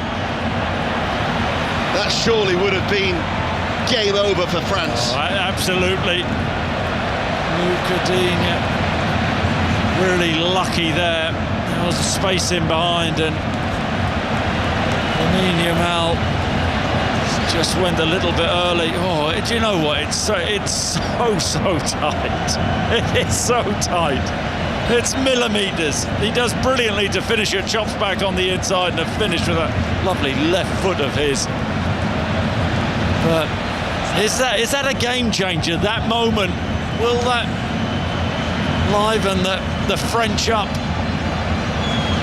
Well, it's certainly a let-off for France, because 3-0 up, that would really be a tall order, even with this frightening and expensive front line, as they are shown that is tight. Lamine Yamal with his right shoulder leaning forward against Dean, as it's shown on the graphic and the giant screens here in this very impressive stadium in Dallas. 5 Live, BBC Sounds and the World Service. Spain, though, now with that second goal, are looking to come forward with Cucurella. They're not sitting back here. They're taking the game still to France. Olmo back towards Rodri. Still in full control, Spain. This is Fabian Ruiz. Left of the centre circle. Didier Deschamps, this would be his final game in charge of France. He's leaving after being imposed for 14 years. He was looking to guide them to a third successive World Cup final. You said that he said that they'd gone to another level. Yeah. They haven't found that level. It's a question which level that is, whether, based on this performance, that level is going down, but they have been mauled, France, in the middle of the Parc de la Fuente, saying that the Spanish had the best midfield at this World Cup, and I tell you what, based on this display, you cannot argue with that. Fabian Ruiz has done ever so well in the midfield earlier. He's one of my favourite players, actually, at the Euros 2 years ago in Germany, as Porro looks to link up with Yamal. Lovely back heel. I think he just nutmegged Dean with a back heel. Crowd certainly enjoyed that. Kubasi then is forced back into his own half. Mbappe is chasing. Kylian Mbappe, who has 12 of his 20 goals at the World Cup have been in the knockout stages. However, he's never scored a goal in a World Cup semi-final. He's scored 2 in the last 32, 5 in the last 16, 1 in the quarter-finals. And here he is now running forward, and he forces a save from Unai Simon at his near post. And 4 in the finals itself. I think Simon had it covered. That'll probably go down as the first shot on target. Yep, and I think Mbappe coming out to the left-hand side saying, you can't find me, I'm going to have to find the ball. From the corner, taken quickly. Porro closes down the attempted shot by Dean, and it ricochets away and out for another corner kick over on that far side. 64 minutes played. France have a corner kick. Elise will take it near side the left. It's an outswinger. In it comes. Tchouaméni tries to meet it to the near post. Takes the ball over the top. We've got that second semi-final tomorrow. Eagerly awaited, of course. England-Argentina, all the build-up with Kelly from Atlanta from 6 p.m. And don't forget, we've got the Open Championship all 4 days of the 154th Open Championship at Royal Birkdale. The coverage starts for the first round on Thursday at 11 o'clock in the morning. Thought you were going to say something. No, I just saw Jerry Jones, the Cowboys owner, on the big screen. Yeah. How about them Cowboys? That's what he says. Is he Welsh? Tchouaméni to Lacroix, to Kone. Kone trying to get away, caught in possession. He then has to recover and he runs back. But again, that's down to the pressing of the Spain players. They are suffocating this French side. Yeah, they absolutely are. And that's been the difference, isn't it? You know, we talk about how good they are on the ball, but out of possession, they are the best team by a mile at this World Cup. Koundé passes the ball forward to Dembele. Comes off the right touchline, comes to a standstill, finds Mbappe, lays it off. Kone short forward ball. Doué towards Dean. He wasn't expecting that. He was a little bit flat-footed, and he allowed Porro to just read it, slide in, and clattered the ball out of play. And France are wanting to take this throw quickly on this near side the left, trailing by 2-0. As the ball is stroked by Doué now to Tchouaméni. Koundé skips over the ball as it reaches the feet of Dembele. Dembele inside. Mbappe with a shooting opportunity, takes a deflection wide. That could have gone anywhere. As it was for Spain, the deflection took it away from the outstretched Simon, and behind for a corner kick on this near side the left that they take quickly, and they take it short. Doué to Elise. Elise passes the ball back 30 yards out. Dean gives it back towards Elise. Elise has to beat Porro. Plays it short on the inside. This is Doué, shapes to shoot, hits it low, blocked, missed clearance, comes back towards Doué, tries the flick, Elise edge of the area, works it towards Dean, first time cross from the left-hand side, called two-handed by the goalkeeper. Dreadful from Dean. Oh, here comes a break. They go long, Maignan has read it, and he heads the ball forward midway through his own half. He was a long way out from goal. If he misjudged that, Yamal was away. Now it's hoisted out towards that far right-hand side, and Mbappe on the move, late flag. A very late flag. Yeah, he's certainly not playing as a central striker anymore. Kylian and Mbappe drifting left and right, trying to find the ball, get involved in the game. Had that shot, which was Cucurella did well to get out and block. Actually came off his studs and went past the right-hand post of Simon. Only takes a goal from France for the nerves to kick in for Spain, though. Fabian Ruiz out towards Baena. Baena passes it back inside. Fabian Ruiz always gifted. So technical on the ball, passes it back. Baena was caught late there by Koundé. Now this is interesting. Spain wanted the foul. Laporte said to the referee, what about the free kick? The referee just says, get on with the game. It's not a head injury, is it? But remember Argentina the other day, when they had that and they stopped playing, and the referee, as Koundé then follows up for good measure and catches Baena a second time. He's clattered him there, isn't he? Koundé all fizzed in from Laporte, and it's just, it's really clumsy, it's stupid. It's a player who's losing his head as the French team are losing theirs.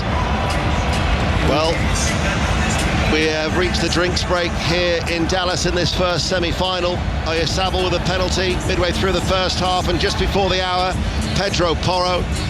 We haven't had a chance to speak to Guillem, but Guillem, what a quality goal. The goal, the game, this is one of the most wonderful, I would say even emotional, collective displays of football I've seen in my life. It's as simple as that. Everybody's running to get the ball back. Everybody's running to offer a channel. Everybody's helping. Everybody choose. Ian, choose to me who's the best player of Spain. The team. Yeah, you cannot just give it to anybody, and we score. So if we knew we could do that, but if we could also be efficient, there is no better team in this tournament. We're the best team of the tournament. One warning sign: the breaks come at a good time because the dynamic has changed in the last 5 minutes. They obviously have to go for it, but I was looking at the chances of France, and there was a Barcola shot in the first half and not much more. No. But in the last 5 minutes they had 3 shots on goal, and obviously they've got a lot of quality, but if you don't give anything away, not a single gift, this is for Spain to win now. This is a complete performance so far, though, from Spain. It's just there's been glimpses of it through the De La Fuente period. There's been games in which we competed very well, but I think we're mixing effectiveness, a style that when it works it cannot be stopped, and elegance. Some of the stuff that has happened, the goal of Porro, is beautiful, isn't it? It goes into a frame when I go back home. I don't know how you do that for a move, but it goes into a frame. And you talk about the team performance, the unselfish play of Oyarzabal, who keeps dropping deep. He's not causing a problem to the French defenders, but he's still getting involved with the build-up. He's not going to last the 90 minutes for sure, because he must be dead. But I'm surprised that, these things we know. We discussed them before the game. France don't have solutions. They just don't know what to do. The dynamic has changed a little bit, but they must have all the ways to do what they've been doing so far. I hate to remind you of that Nations League semi-final, but Cherki came off and scored a wonderful goal in his debut. Different game, different day. He's coming on. They're going to go for it, I think. And Teo Hernandez as well. So it was the last chance to make the changes. So Cherki and Teo Hernandez. Who's gone off though? Because Luca Dean's still on. Yeah, they're now down making the changes. It's difficult to see, isn't it, from our position? But yeah, Dean is off. He's been put out of his misery, really. What a dreadful game he's had. And then Elise is off. Hasn't happened for Elise, has it? It hasn't. So Elise comes off. He was looking to try and equal Pele's World Cup record of 6 assists. So Ryan Cherki comes on for him. He's only played 50 minutes at this World Cup, the Manchester City man. But this is his 6th appearance off the bench in all of that time. And Theo Hernandez, who made a couple of starts in the group stages, makes his first appearance at the knockout stages of this World Cup. But that now is all 5 substitutes for France. Well, he's got to go for it, hasn't he, Didier Deschamps? Into the final quarter of the match. He's got to gamble. They end up losing 3 or 4, but they have to throw more bodies forward, throw caution to the wind, and show greater quality on the ball. But Spain aren't relenting, are they? They're like an army of ants, aren't they? The way they all know their roles. Play them so well. Here is Mbappe. Mbappe running forward, tracked by Kubasi, plays the ball out to Doué near side. Doué now cross-charge down, over the head of the stretching Rodri. Just realised as well, it's been pointed out to me, that it won't be Deschamps' final game because we've got the waste of that 3rd, 4th place playoff in Miami. Never understand the reasoning for such a game. You've just had the disappointment of missing out on a World Cup final and you've got to go through that nonsense. Well, you might be commentating on that, yeah? I mean, you're hardly bigging it up, are you? I still won't change my opinion of it. Ferran Torres. When Guillaume said Oyarzabal won't last the full 90, he's only lasted a couple of minutes more, but what a shift he has put in. What a World Cup he's had, and what composure from the penalty spot.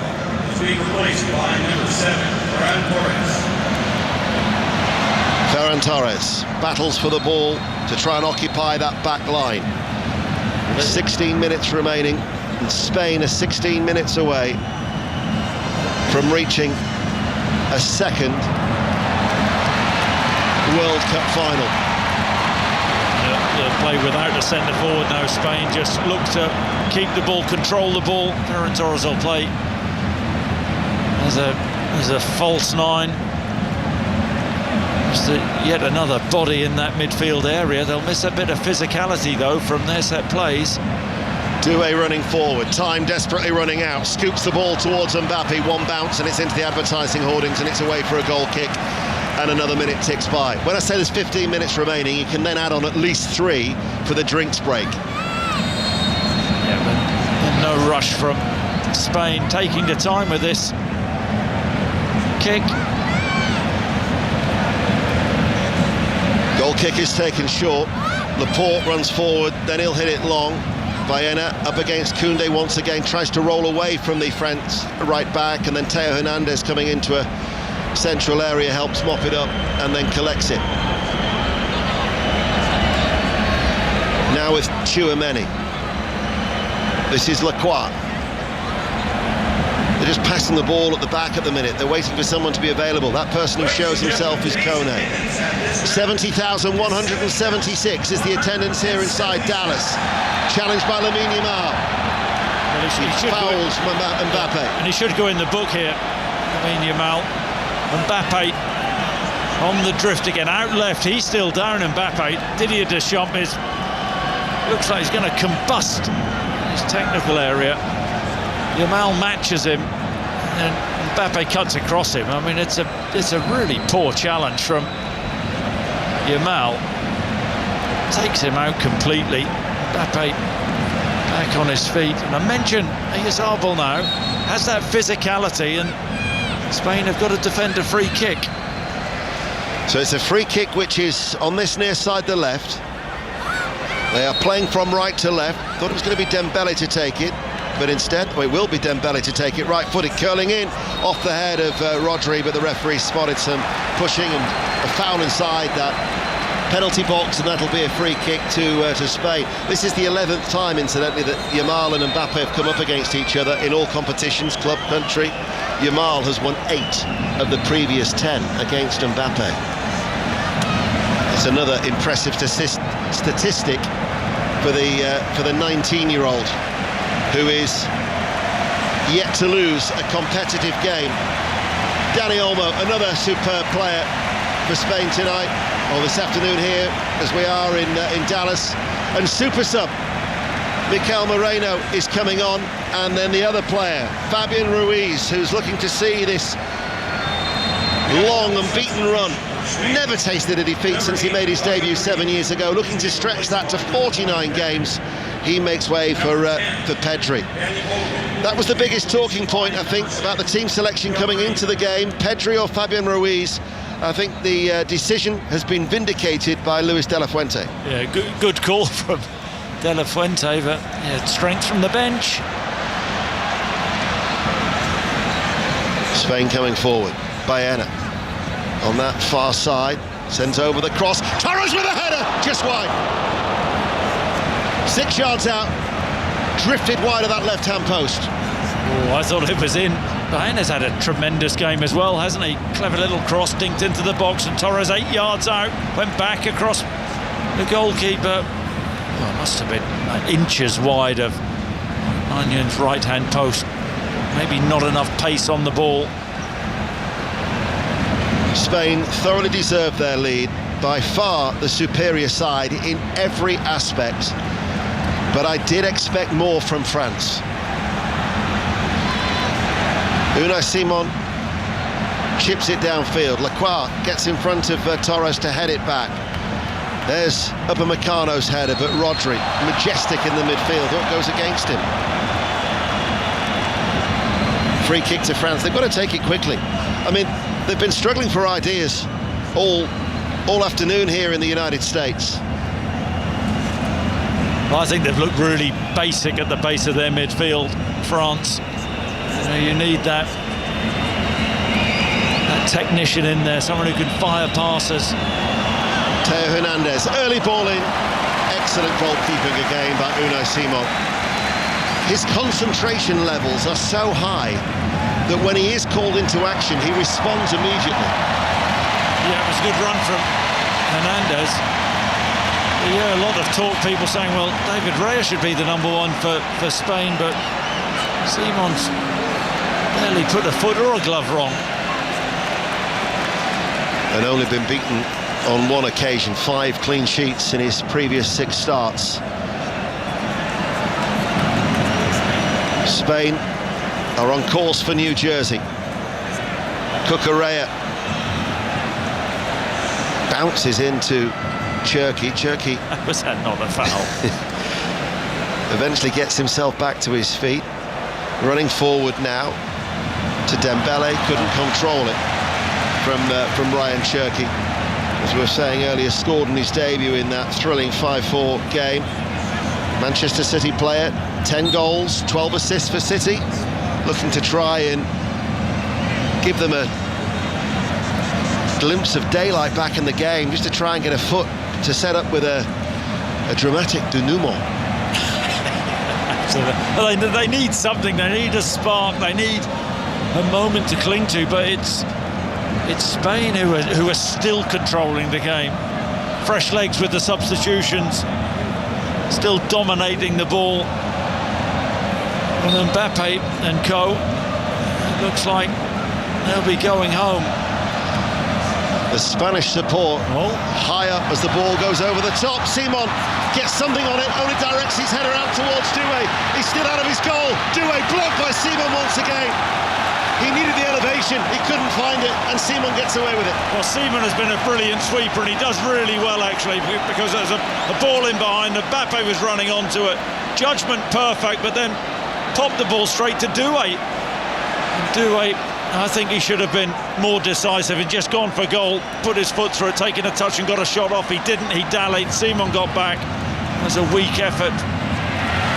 Challenge Porro on Doué, takes a tumble. That actually happened against Belgium in the quarter-final. Simon read it well. Kevin De Bruyne, as Mbappe picks this ball up 25 yards out, infield to Tchouaméni. Tchouaméni works it out right-hand side. Koundé with a low cross, fist in. Laporte missed it.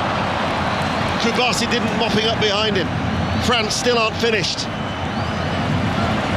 Theo Hernandez, flat-footed. Simon, caught there by a stray boot by Theo Hernandez, and the goalkeeper writhing in agony. It was brave goalkeeping, but he was certainly caught by Teo Hernandez as he went into that challenge down by the byline.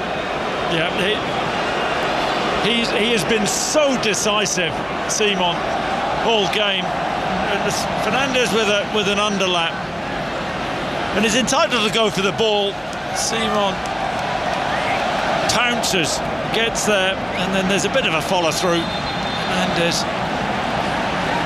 kicking the ball against Simon. I think he gets one in the eye, takes one for the team. He's back on his feet. He has been excellent. His reading of the game, decision making, on point. It was a wicked ball in, wasn't it? We're going to see Nico Williams. He's only played 57 minutes so far at the World Cup. Had a problem with his left hamstring in May, so they've been really managing his minutes. And it's going to be another change as well.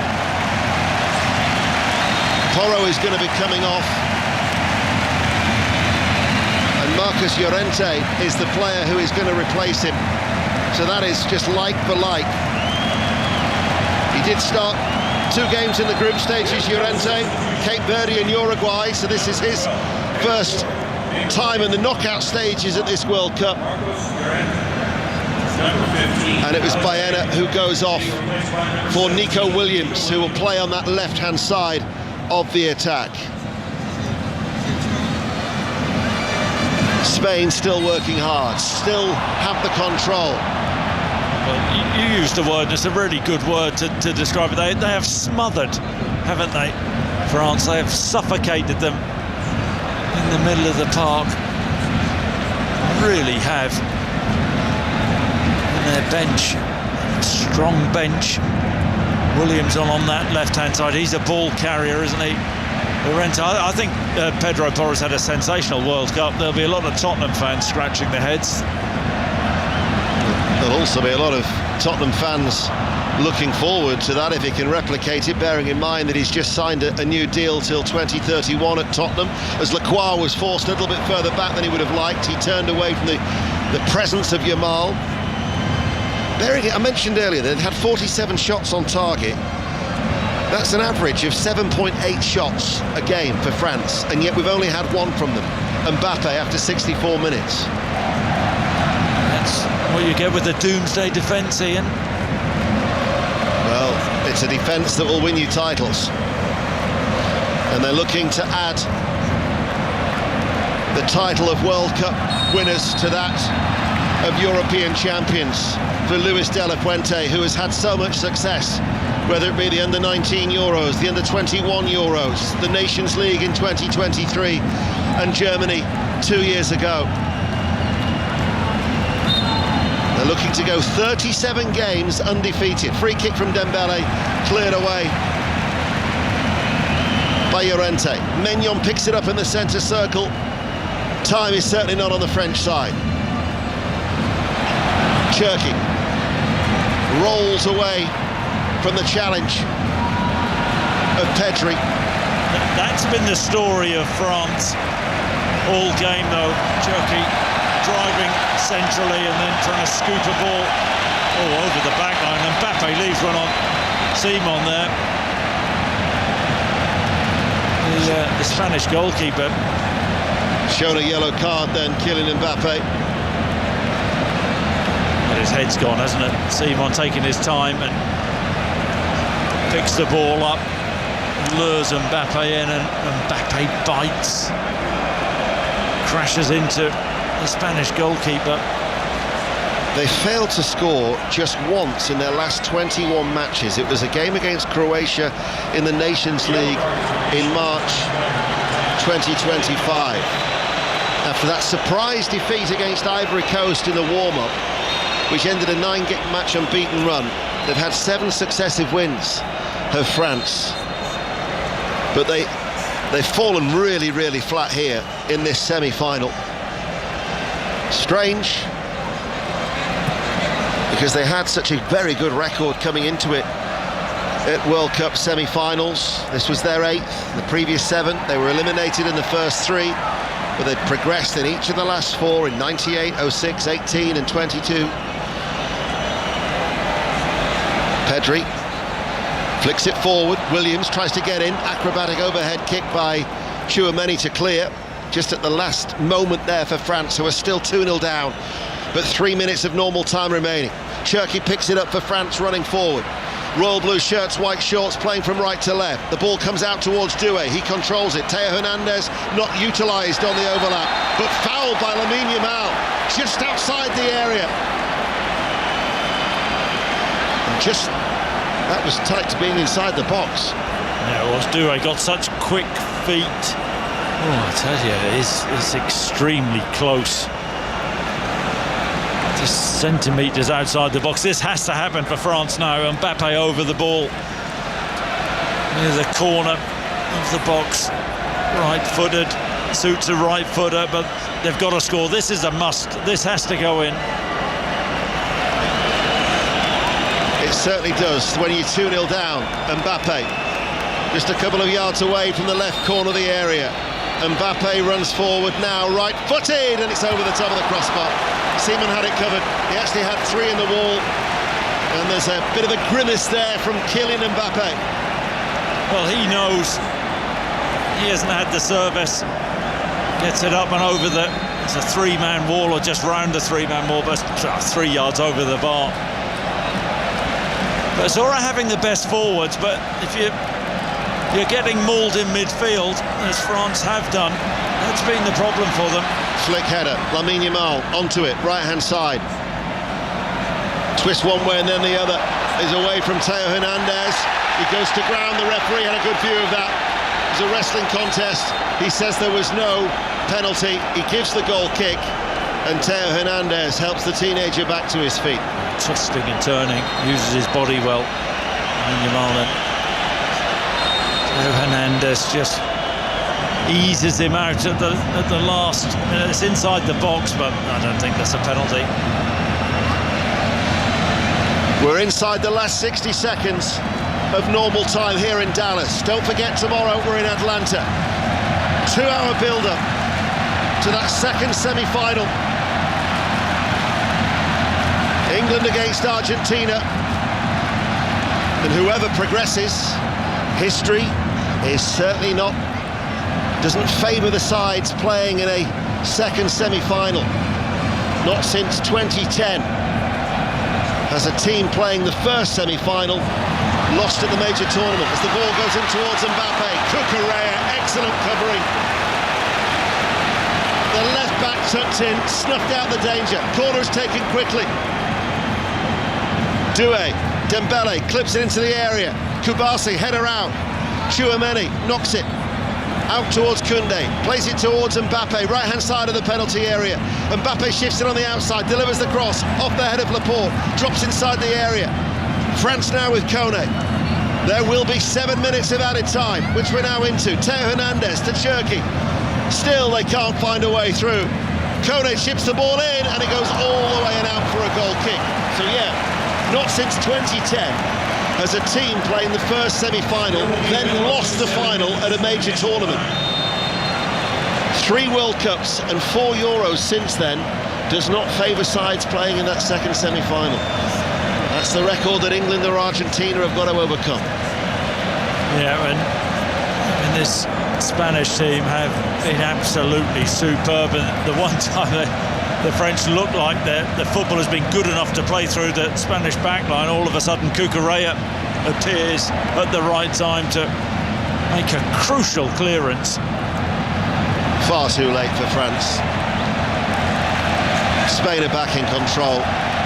Been an outstanding performance by Spain. No wonder the crowd are giving it the Olays now. The Spanish support in the third tier, probably leading that in that chunk of red and yellow. Away towards our right as Williams passes the ball to Marino. He almost comes to a standstill. Rodri digs it out. Pedri. The chasing shadows of France. This is Llorente. To Yamal. Drops his shoulder away from Teo Hernandez. Falls forward. Referee says there was no foul. Teo Hernandez has it. Chris Sutton. That's a tremendous flop from Yamal there. I mean, he's thrown himself to the ground on a fair few occasions, but in the main, Spain have outfought, outplayed this French team.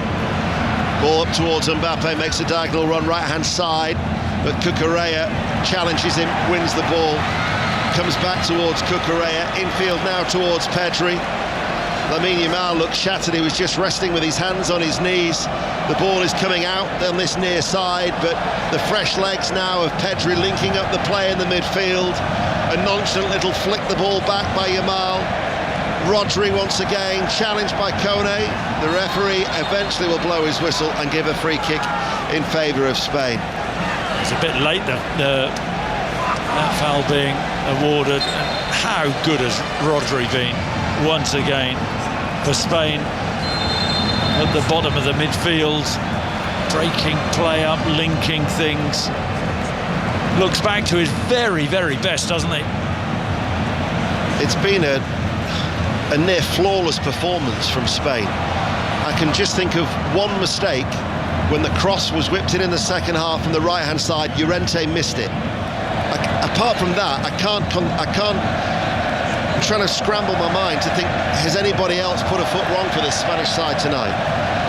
This is Lamine Yamal back with Llorente, and Llorente to Unai Simon, who ushers his defence forward. Kicks it long downfield. 3.5 minutes are remaining. Kubasi with a big Dan Burn-esque header. Picked up by Torres. Tees it up now to Williams, running forward. Williams on his toes. Enters the penalty area. Williams shoots into the side netting. Goal kick. Spain still lead 2-0. Yeah, angle against him. Williams elected to go on the outside of Upamecano. The angle against him. Tried to beat Mike Maignan at his near post, but he gives him that pace off that left-hand side, does Williams. The 39th meeting between the two, and Spain are going to register a 19th victory in all of that time. Mbappe to Cherki. Cherki runs forward. Man over Dembele. Dembele shoots, caught and saved by Simon. He hit it early, but Simon reacted very well to it. He read it well. Dembele off the right-hand side, quick shift onto that left foot of his, on target but comfortable for Simon. Simon, only the second shot on target as far as my white piece of paper is concerned. They are going to approach the final with restricting 7 teams to 9 shots in all of that time. How impressive is that? The Olays once again. 2 minutes remain. And France, who are looking to reach a 3rd consecutive final to follow Germany and Brazil, are going to fall short, and fall a long way short on the evidence of this, because that has been a masterful performance. Cucurella again, running in fields, winning the ball. He's still there in the centre circle. Lovely takedown with a cushion touch. Passes the ball out towards Lamine Yamal on the right-hand side. And it will be a throw to Spain, and 90 seconds remaining. And how easy has it been for Spain against a French team who have been excellent in this tournament so far, but Spain have made them look distinctly average. Lamine Yamal thought he might have been fouled from behind by Kone. The referee says no. Kone now passes the ball to Doué. 60 seconds remain. They're still 2-0 down. It's a crossfield ball that Doué has hit from left out to the right-hand side. Dembele now attacks Cucurella, who runs into his penalty area. Dembele shoots, beaten out by the goalkeeper, and then cleared further away by Rodri. This is Kone. Doué. Mbappe's going to try one curling effort over the top. Goal kick. That's surely it. That will be that. You know what, though? French have given up. They don't even load the box when Dembele has the ball wide on the right, but there's high fives all down on the Spanish bench. They know it's job done. What a performance. With the ball, without the ball. This is a strong Spanish team. They are the team to beat. Spain, they know. They're on the brink. The bench already celebrating. They're leading France by 2-0.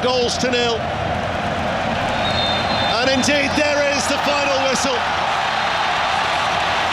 Spain extend their record-breaking run. 37 games undefeated. The European champions, the best team at this World Cup, are in the World Cup final after an outstanding performance against France, winning by 2-0. Yeah, Spain scalped France. They flattened France. You know, we've given this French team so much praise in this tournament, but they were swatted aside, weren't they, by a silky Spain, a stingy Spain, but Spain with a stink. Outstanding performance with and without the ball. They played the French off the park. There was no answer from the French. We talked about the French forward line. Maybe they didn't get the service, but that Spanish midfield, the way they keep the ball, the way they work hard out of possession, they win the ball back. They are some team, this Spanish team under De La Fuente. De La Fuente, who is unbeaten in all 14 major tournament matches, is embraced by his coaching staff down below. That was some performance, an outstanding team display, and Spain are deservedly through to the final in New Jersey on Sunday. It's finished here in the first semi-final. France 0, Spain 2. Ian Dennis and Chris Sutton inside the stadium here in Dallas to watch that victory for Spain, as was Guillaume Balaguer.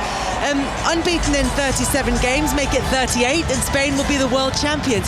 Guillaume, you've said all along that Spain are the best team at this World Cup. You said it right from the previews.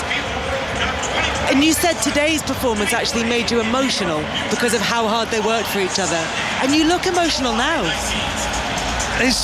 Spain decided a long time ago how to win this game. We thought, what are we good at? Keeping the ball, understanding the match, being extremely good technically. Okay, let's get the coaches that understand and represent that, and then the players that fit that mold. And Luis de la Fuente started this journey 10 years ago with Oyarzabal, Olmo, Rodri, Unai Simón, and won the Euros under 19, and won the Euros under 21. They got to know each other, they formed a family, and that feeling of being a family and helping each other, and also the feeling that you are bigger when you are together than individually, is in their DNA. And what we've seen today is a brilliant, as I said, emotional, collective display. What a control of absolutely everything that happened in the game and what needed to happen. I should be no football schools. And at the center of it, by the way, Rodri, who is at the level of Ballon d'Or. When you say that you holding midfielder is the best player, no, the holding midfielder represents all those things, all those values. No space, still find a free man. When we didn't have the ball, you just told everybody what to do. It's just the whole thing incredible. And Pedro Porro, who by the way seemed a little bit injured when he come off, we'll see if he'll be ready, and he's been extraordinary. Second goal wins the superior player of the match. I would have given it to anybody. Any of the 11 that started, for sure. And that's the point. It was all about the collective for Spain in their victory against France that sees them through to the World Cup final. Former France defender Gaël Clichy joins us on the line now. Gaël, disappointing from France, and I think what Guillaume was just saying goes some way to explaining why France found it difficult to get into this game. But even when they did have the opportunities, they didn't look like the best of the France side we've seen already in this tournament. No, you can see that the best team won tonight. I think from all over the place, on the pitch, all the phases were controlled by Spain. This is what we know of this team, and not only in this competition, but over the last 10, 15 years. We are used to what Spain are doing, but they're doing it so well that if you can't match that structure and that composure on the ball, you will find it difficult. I don't even think Spain played that good. You know, we've seen better team than Spain. That's a Spanish team, but yet, you know, the way they control the game is fantastic. And I'm sorry to say that, but I think they deserve the win. And the player individually in France couldn't up the games tonight, but that's part of the game. You know, you have to learn how to be a team, and of course the unity within the French camp was there.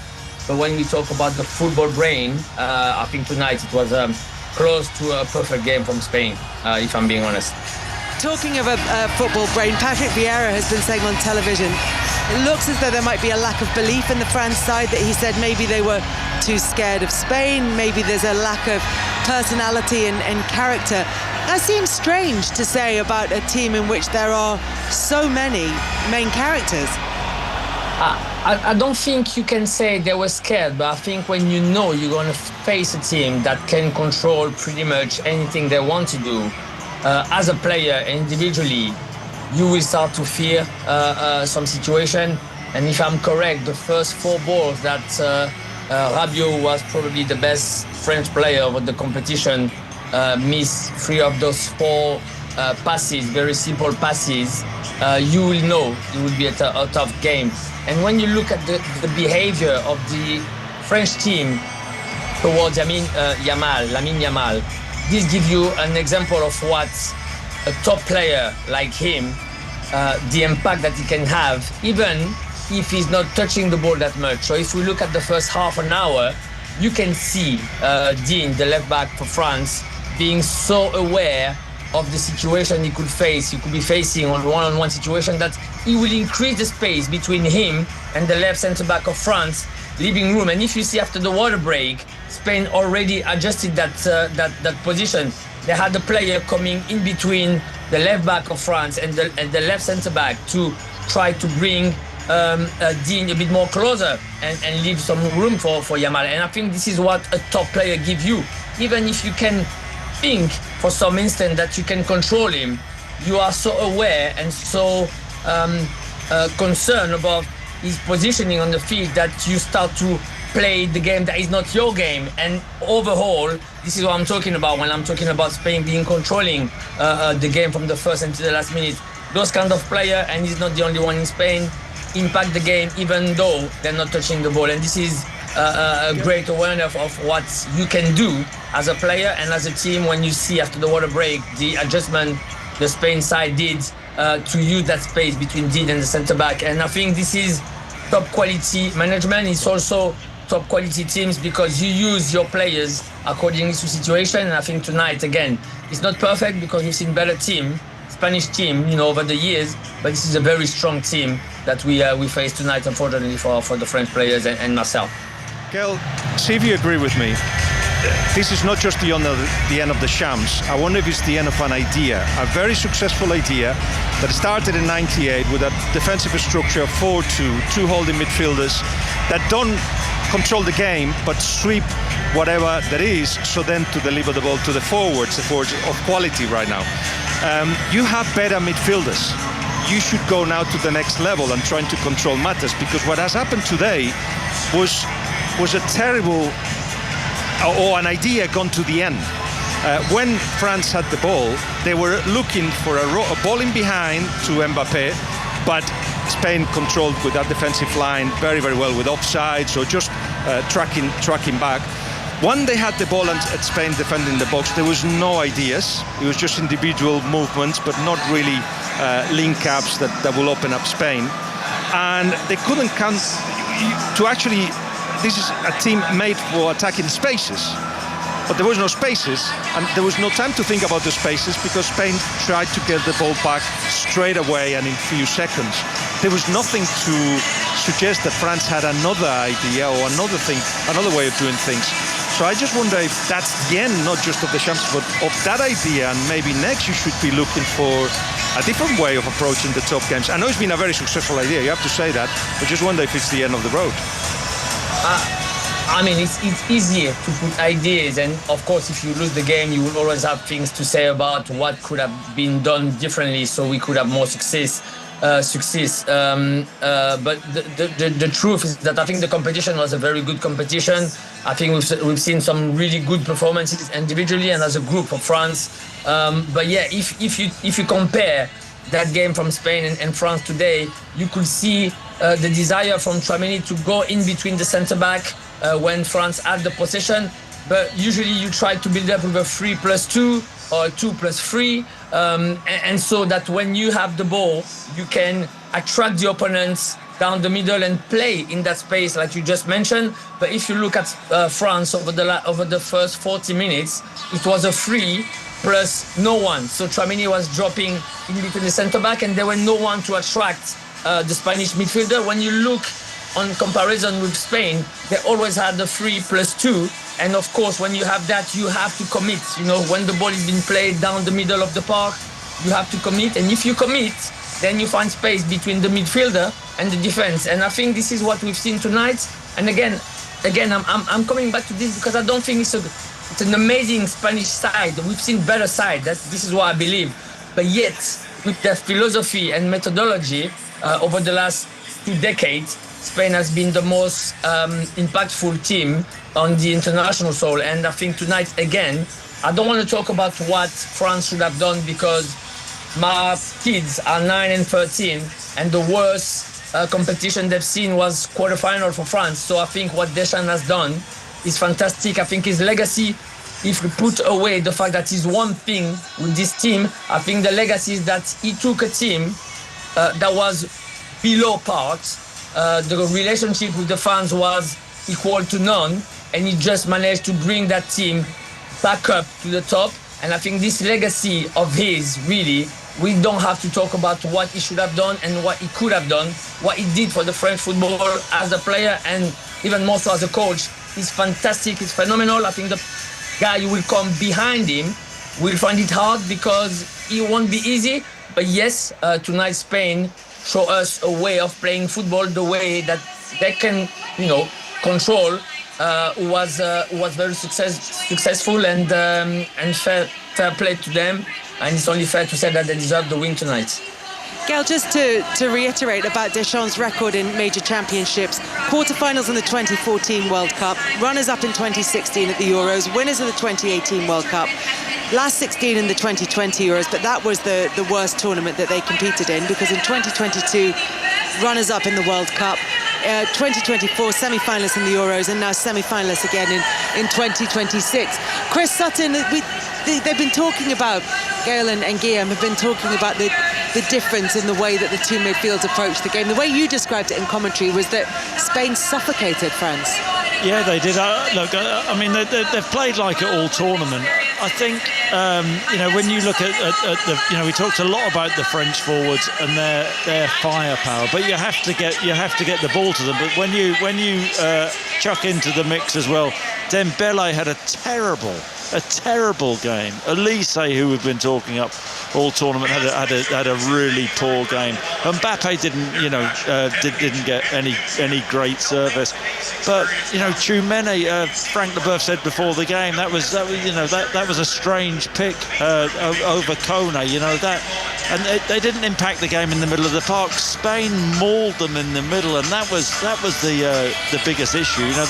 They stopped the ball going into the French forwards, but it was, as Guillaume says, it's about the collective, a team effort, and that's why Spain came out on top. They are the best team in this tournament, and they proved it by beating a French team. I've got to be honest, I thought that they would not just have the edge. I thought they'd blow Spain away today, but they didn't. And defensively, they are so well structured. And the goalkeeper, I remember having this debate a couple of weeks ago.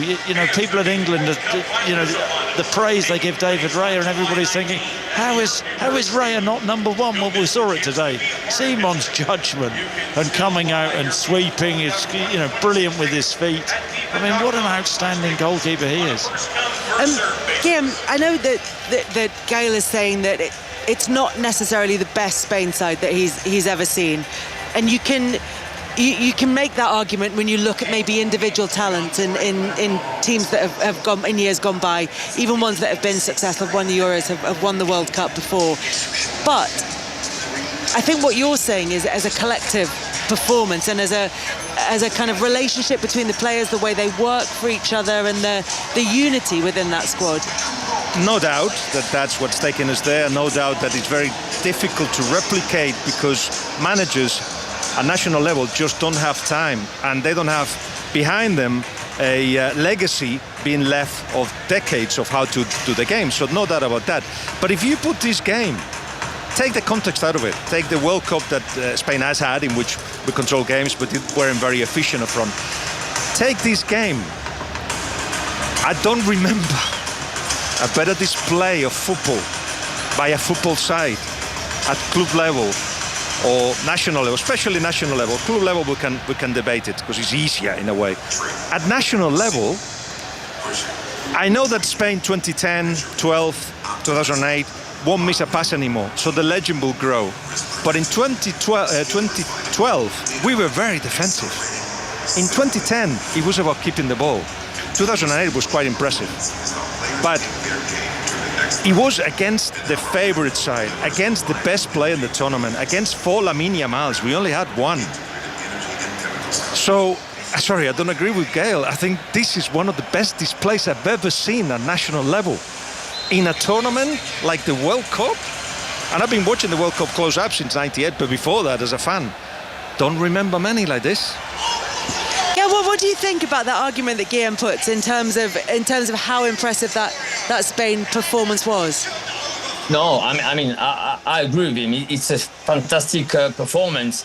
What I'm saying is that, you know, what you've seen over the last years with Spain was a team that was never kicking the ball long, that team that was accepting pressure, who could deal with pressure. So of course it's a different type of games, and depending on what you're attracted to, you will feel that, you know, a team from, you know, a few years ago was much better. This is my point. I do feel in terms of individual quality on the pitch, I think there's no equal to what Guillaume said a few years ago. This is the best team we've seen on international level. This is my point. Now if you take and we compare to this competition, and of course the fact that France up to this game was seen as one of the top team in the competition because of the 4 up front, the way they could deal and the way they could create chances. Of course, it's a tremendous performances. But then again, if you look at how France played today, I don't think they managed to pass the ball 5 or to manage to make 5-6 passes in a row. So of course, you could also say that Spain suffocate France, you know, make them suffer. But you could also argue that the fact that there was no structure within the French team, it was a bit easier for Spain to practice this pressing. And this is my point. I do feel when there's a game like this controlled by the team, there's 2 ways. Either the team is really good and is really difficult to maneuver, or the opponent is actually finding it very difficult to pass the ball around. And I think in this game, France struggled a little bit, and of course, if you add up the mistakes that we could have seen, and notably on the penalty, he gave the edge to Spain. But I do feel that Spain was fantastic tonight. But again, that's my point. I don't think it's the best team we've seen of Spain over the last few years. Isn't that a bit of sour grapes, though? I mean, you can't blame Spain for being that good, can you? And France for being that bad. Spain made them look bad. Isn't that a bit of sour grapes? No, of course, yes. Of course, I think Spain played a game, who showed everybody how good they were. But again, my point is, if you look at how you want to build up from the back, for example, you build up with 3+2. Well, France didn't do that. There were the 3, of course, but there were a big space around the circle of the pitch and no one to come and attract people. So when you do this, of course, you made it a bit easier for a team like Spain, who knows how to play and how to press and counter-press. So I think Spain played so well that France didn't play the way they wanted to play. But I do feel also France were a little bit struggling to place their action and to pass the game, and the way we've seen it over the first few games of the tournament. Guillaume, you said before the match that this had to be the one in which Lamine Yamal finally turned up and delivered in the way that we know that he can. He's not had an anonymous tournament by any stretch of the imagination, but he's not making the numbers that other stellar players at this World Cup have done. He won the penalty in this one. Are we at peak Yamal yet? Injured Saliba. And Nuno Mendes previously. No, obviously, if it's a player that everybody thinks they can give different solutions, you have to have 1 or 2 players on them, and you perhaps are excessively tense. I don't know. I don't think he was to blame for the injury, but certainly he offers solutions all the time. What we haven't seen is that moment, apart from that goal that he was offside, just a bait offside. And he's looking for that moment, isn't he? He just, when he gets the ball, especially in the last 15 minutes or so, he did things that he shouldn't have done. But he's going to be allowed to do that, because when they come off, they're just going to take it to perhaps win the World Cup. No, he hasn't peaked. I think he will, when the tournament finishes, he will be more honest about how hard it's been for him to get to some kind of level where he can make a difference, and he's not there yet. But he started with 20 minutes against Cabo Verde. Now he's played a full game, and he's delivered a massive defensive performance. He's worked, tracked back, took the ball off players. I think he has been, up till this point, the forward that has stole more possession out of the whole tournament. So he's given what he's supposed to. That extra, we're going to have to wait perhaps a little bit longer for it. It's such a high bar. I mean, that Spanish team, Gibbs, right, it's hard to actually pick a top player, because they all perform so well. You'd probably say today, Lamine Yamal was their worst player, but you do feel that, they're in the final now. Something's going to happen around him at this World Cup, and that's the worry for whether it's England or Argentina. But Lamine was the worst, but because he's got the hardest job, which is, with no space against 3 defenders, do something. And he keeps trying and he fails, but he stands up and tries again. But it has done other stuff. Certainly that has helped.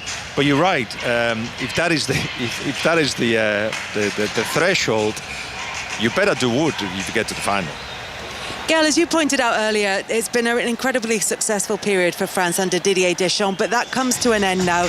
They've got the third place playoff on Saturday, and then we think Zinedine Zidane comes in and takes over. Are you already thinking about what that future might look like under Zidane? No, you can't, because like Guillaume said before, international football is totally different than club football. You don't have the same time. Time is your enemy, actually, and you can't really put something in place. Spain is kind of a special team. A few years ago, they had like a team mix of players from Barcelona and Madrid in the majority of the group, and so it's easier to reproduce what you see at club level. But it's hard to say what Zidane will say, or the next guy coming in. Of course, we think about Zidane, but it's hard to say because you don't have time. You don't know who's going to be the main man for him. Of course, we have amazing quality all over the pitch, but who can pretend knowing what is next for France? Deschamps has been doing a job over the last 12 years, which is for me phenomenal. We know his way of managing. He's a man manager. He's bringing people that he feels will execute what he wants, and he's been successful in this way. Now I think the guy who is coming next, Zinedine Zidane, will find it hard, because it will be hard to match up what he's doing. But of course, we are all excited to see that, because we're talking about this group of players, but also some players that have been left at home. The under 21 who are coming through are such of a quality. So of course it's very exciting, but who knows what will be next. What I like about the Spanish team and the way they play is that, okay, I'm not going to push it too much, but over the last 10 years, what you see game after game is pretty much the same, and it just seems that they do this way of playing football with ease, such as ease that anyone that comes in will perform. And I love that, because the methodology in this team, in this federation, is sensational. And it's hard for me to say that tonight, but it's beautiful to see, because they're dominating and they're controlling every phase of the game. And I think it's only fair to say that they're top of their game over the last 15 years now. Gail, lovely to talk to you. Really appreciate you coming on. Thank you so much. See you guys. Thank you very much to Gail Clichy joining us there after France were beaten by Spain, who progressed to the World Cup final. And then there were 3. It will be Spain, but will it be England or Argentina? They play in Atlanta at 8 o'clock tomorrow night, and of course there's commentary here on 5 Live Sports. Let's head from Texas to Georgia right now. John Murray is pitchside at the Atlanta Stadium, where it's all quiet now, John, but it certainly won't be by the time the build-up to that game gets underway. Yes, I'm down at pitchside, just behind one of the penalty areas. In fact, I'm about 20 yards away from where Harry Kane hit that shot that completed the comeback against DR Congo, a couple of weeks ago now? But it's all very quiet now. We've just had, actually, the sky's darkened, so that see-through closed roof is way up above my head. And about 20 minutes ago, it was almost like night fell, and there was the most torrential downpour that was thundering on the roof of the stadium. But it's moved away now. Obviously, this match will be played indoors, air-conditioned, and very soon Thomas Tuchel will be coming here to speak to us. And also, we're going to talk to John Stones, Mark Gay and Esri Konza. There's going to be a lot of talking to be done, and with a bit of luck, it'll all be on the Football Daily a bit later on. Yeah, it's going to be interesting to hear what they have to say ahead of this one, because it's at the high pressure end of this tournament now. But they've been relatively relaxed so far, John. Yeah, and they've found a way through, haven't they? And they've had some thrills and spills. Argentina have had some thrills and spills. But now I think when you've got this Argentina squad, the holders, winners of the last two Copa Americas, they have got such a winning mentality. But I don't know about you, with this tournament, this will be the 7th match that they play. It does feel as though it is a little bit of a survival of the fittest for both Argentina, who've got an older squad, and England as well. And, we'll hear very soon from Thomas Tuchel what the state of play is with Declan Rice. I think there are quite a few questions over who might get the nod for this match tomorrow. Yeah, a few questions, and hopefully get a little bit closer to getting those answers, although he won't want to play all his cards just at this stage, Thomas Tuchel. And then we do know that whoever gets through, whether it's Spain or whether it's England or Argentina, they'll be playing Spain in the final. Yeah, many haven't seen that Spain performance against France, who probably have had the best moments in this World Cup so far. Any concerns about Spain facing either England or Argentina? It's going to be the same script. We're going to have the ball, and if it's Argentina, they are suspect defensively. You can break them at counters as well and open them up that way. The thing is, we've got so many layers that we can do that as well. I can't remember who said it first, but I completely agree in that the winner of the World Cup, I think, played today. I think, and that's got to do, even if it's England, that's got to do with the huge amount of control, belief in the idea, how everybody thinks like one, and now, having raised the game, we're actually finished games with scoring and created chances. We created more than France today. After the Euros in Berlin 2 years ago, do you think Spain would prefer to play Argentina rather than England? I know obviously you won in Berlin. If for historical reasons, the players of Spain would like to play Argentina and Messi. I would love to have England next. Whatever happens, I'm going to be a winner, I think. For me, it's a win-win game. But I think England-Spain game would determine what this last decade has been about. England, Spain, France being the three best, with Argentina, best teams in the world. If England do get to the final, if it is England and they beat Argentina, it would be the 4th consecutive major final, men's and women's, that has had an England-Spain final. So 2023 Women's World Cup, 2024 Men's Euros, obviously, as we talked about, 2025 Women's Euros, and potentially this one again. Are England capable of dealing with Spain, do you think, Deno? On the evidence of what we've seen tonight, I think anybody would struggle against Spain. I've got to be honest, when Gaël Clichy said what he said, I looked at Guillaume in astonishment, because I just thought, well, that's not the game I've just gone and watched. And I know I didn't play professional football, but I've still got an opinion. And the way that Spain suffocate, smother, control games, they restrict sides, but England haven't put in a complete performance yet. And I'm still struck by what Anthony Barry said. They studied the Club World Cup, obviously in America last summer, and they said the team that wins the World Cup will be a team of moments. Now that team isn't a Spain or a France. That team is Argentina or England. John, is that why you think that there is a confidence within that England squad? I think that's been led by the manager, obviously, but I think it is also being led by Harry Kane and Jude Bellingham, who to me looks absolutely like a man on a mission.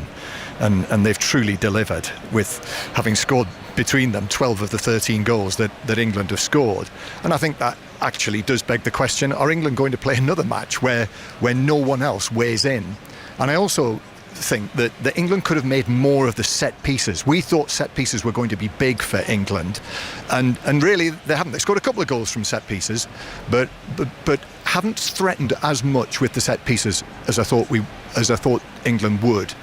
And I think in terms of Spain, we know it's going to be Spain in the final, and I kind of think that the players would like another crack at Spain, because even though Spain were deserved winners 2 years ago in Berlin, it was close in the end, and I think they'll feel that they are capable of turning over what they will see as a bit of unfinished business.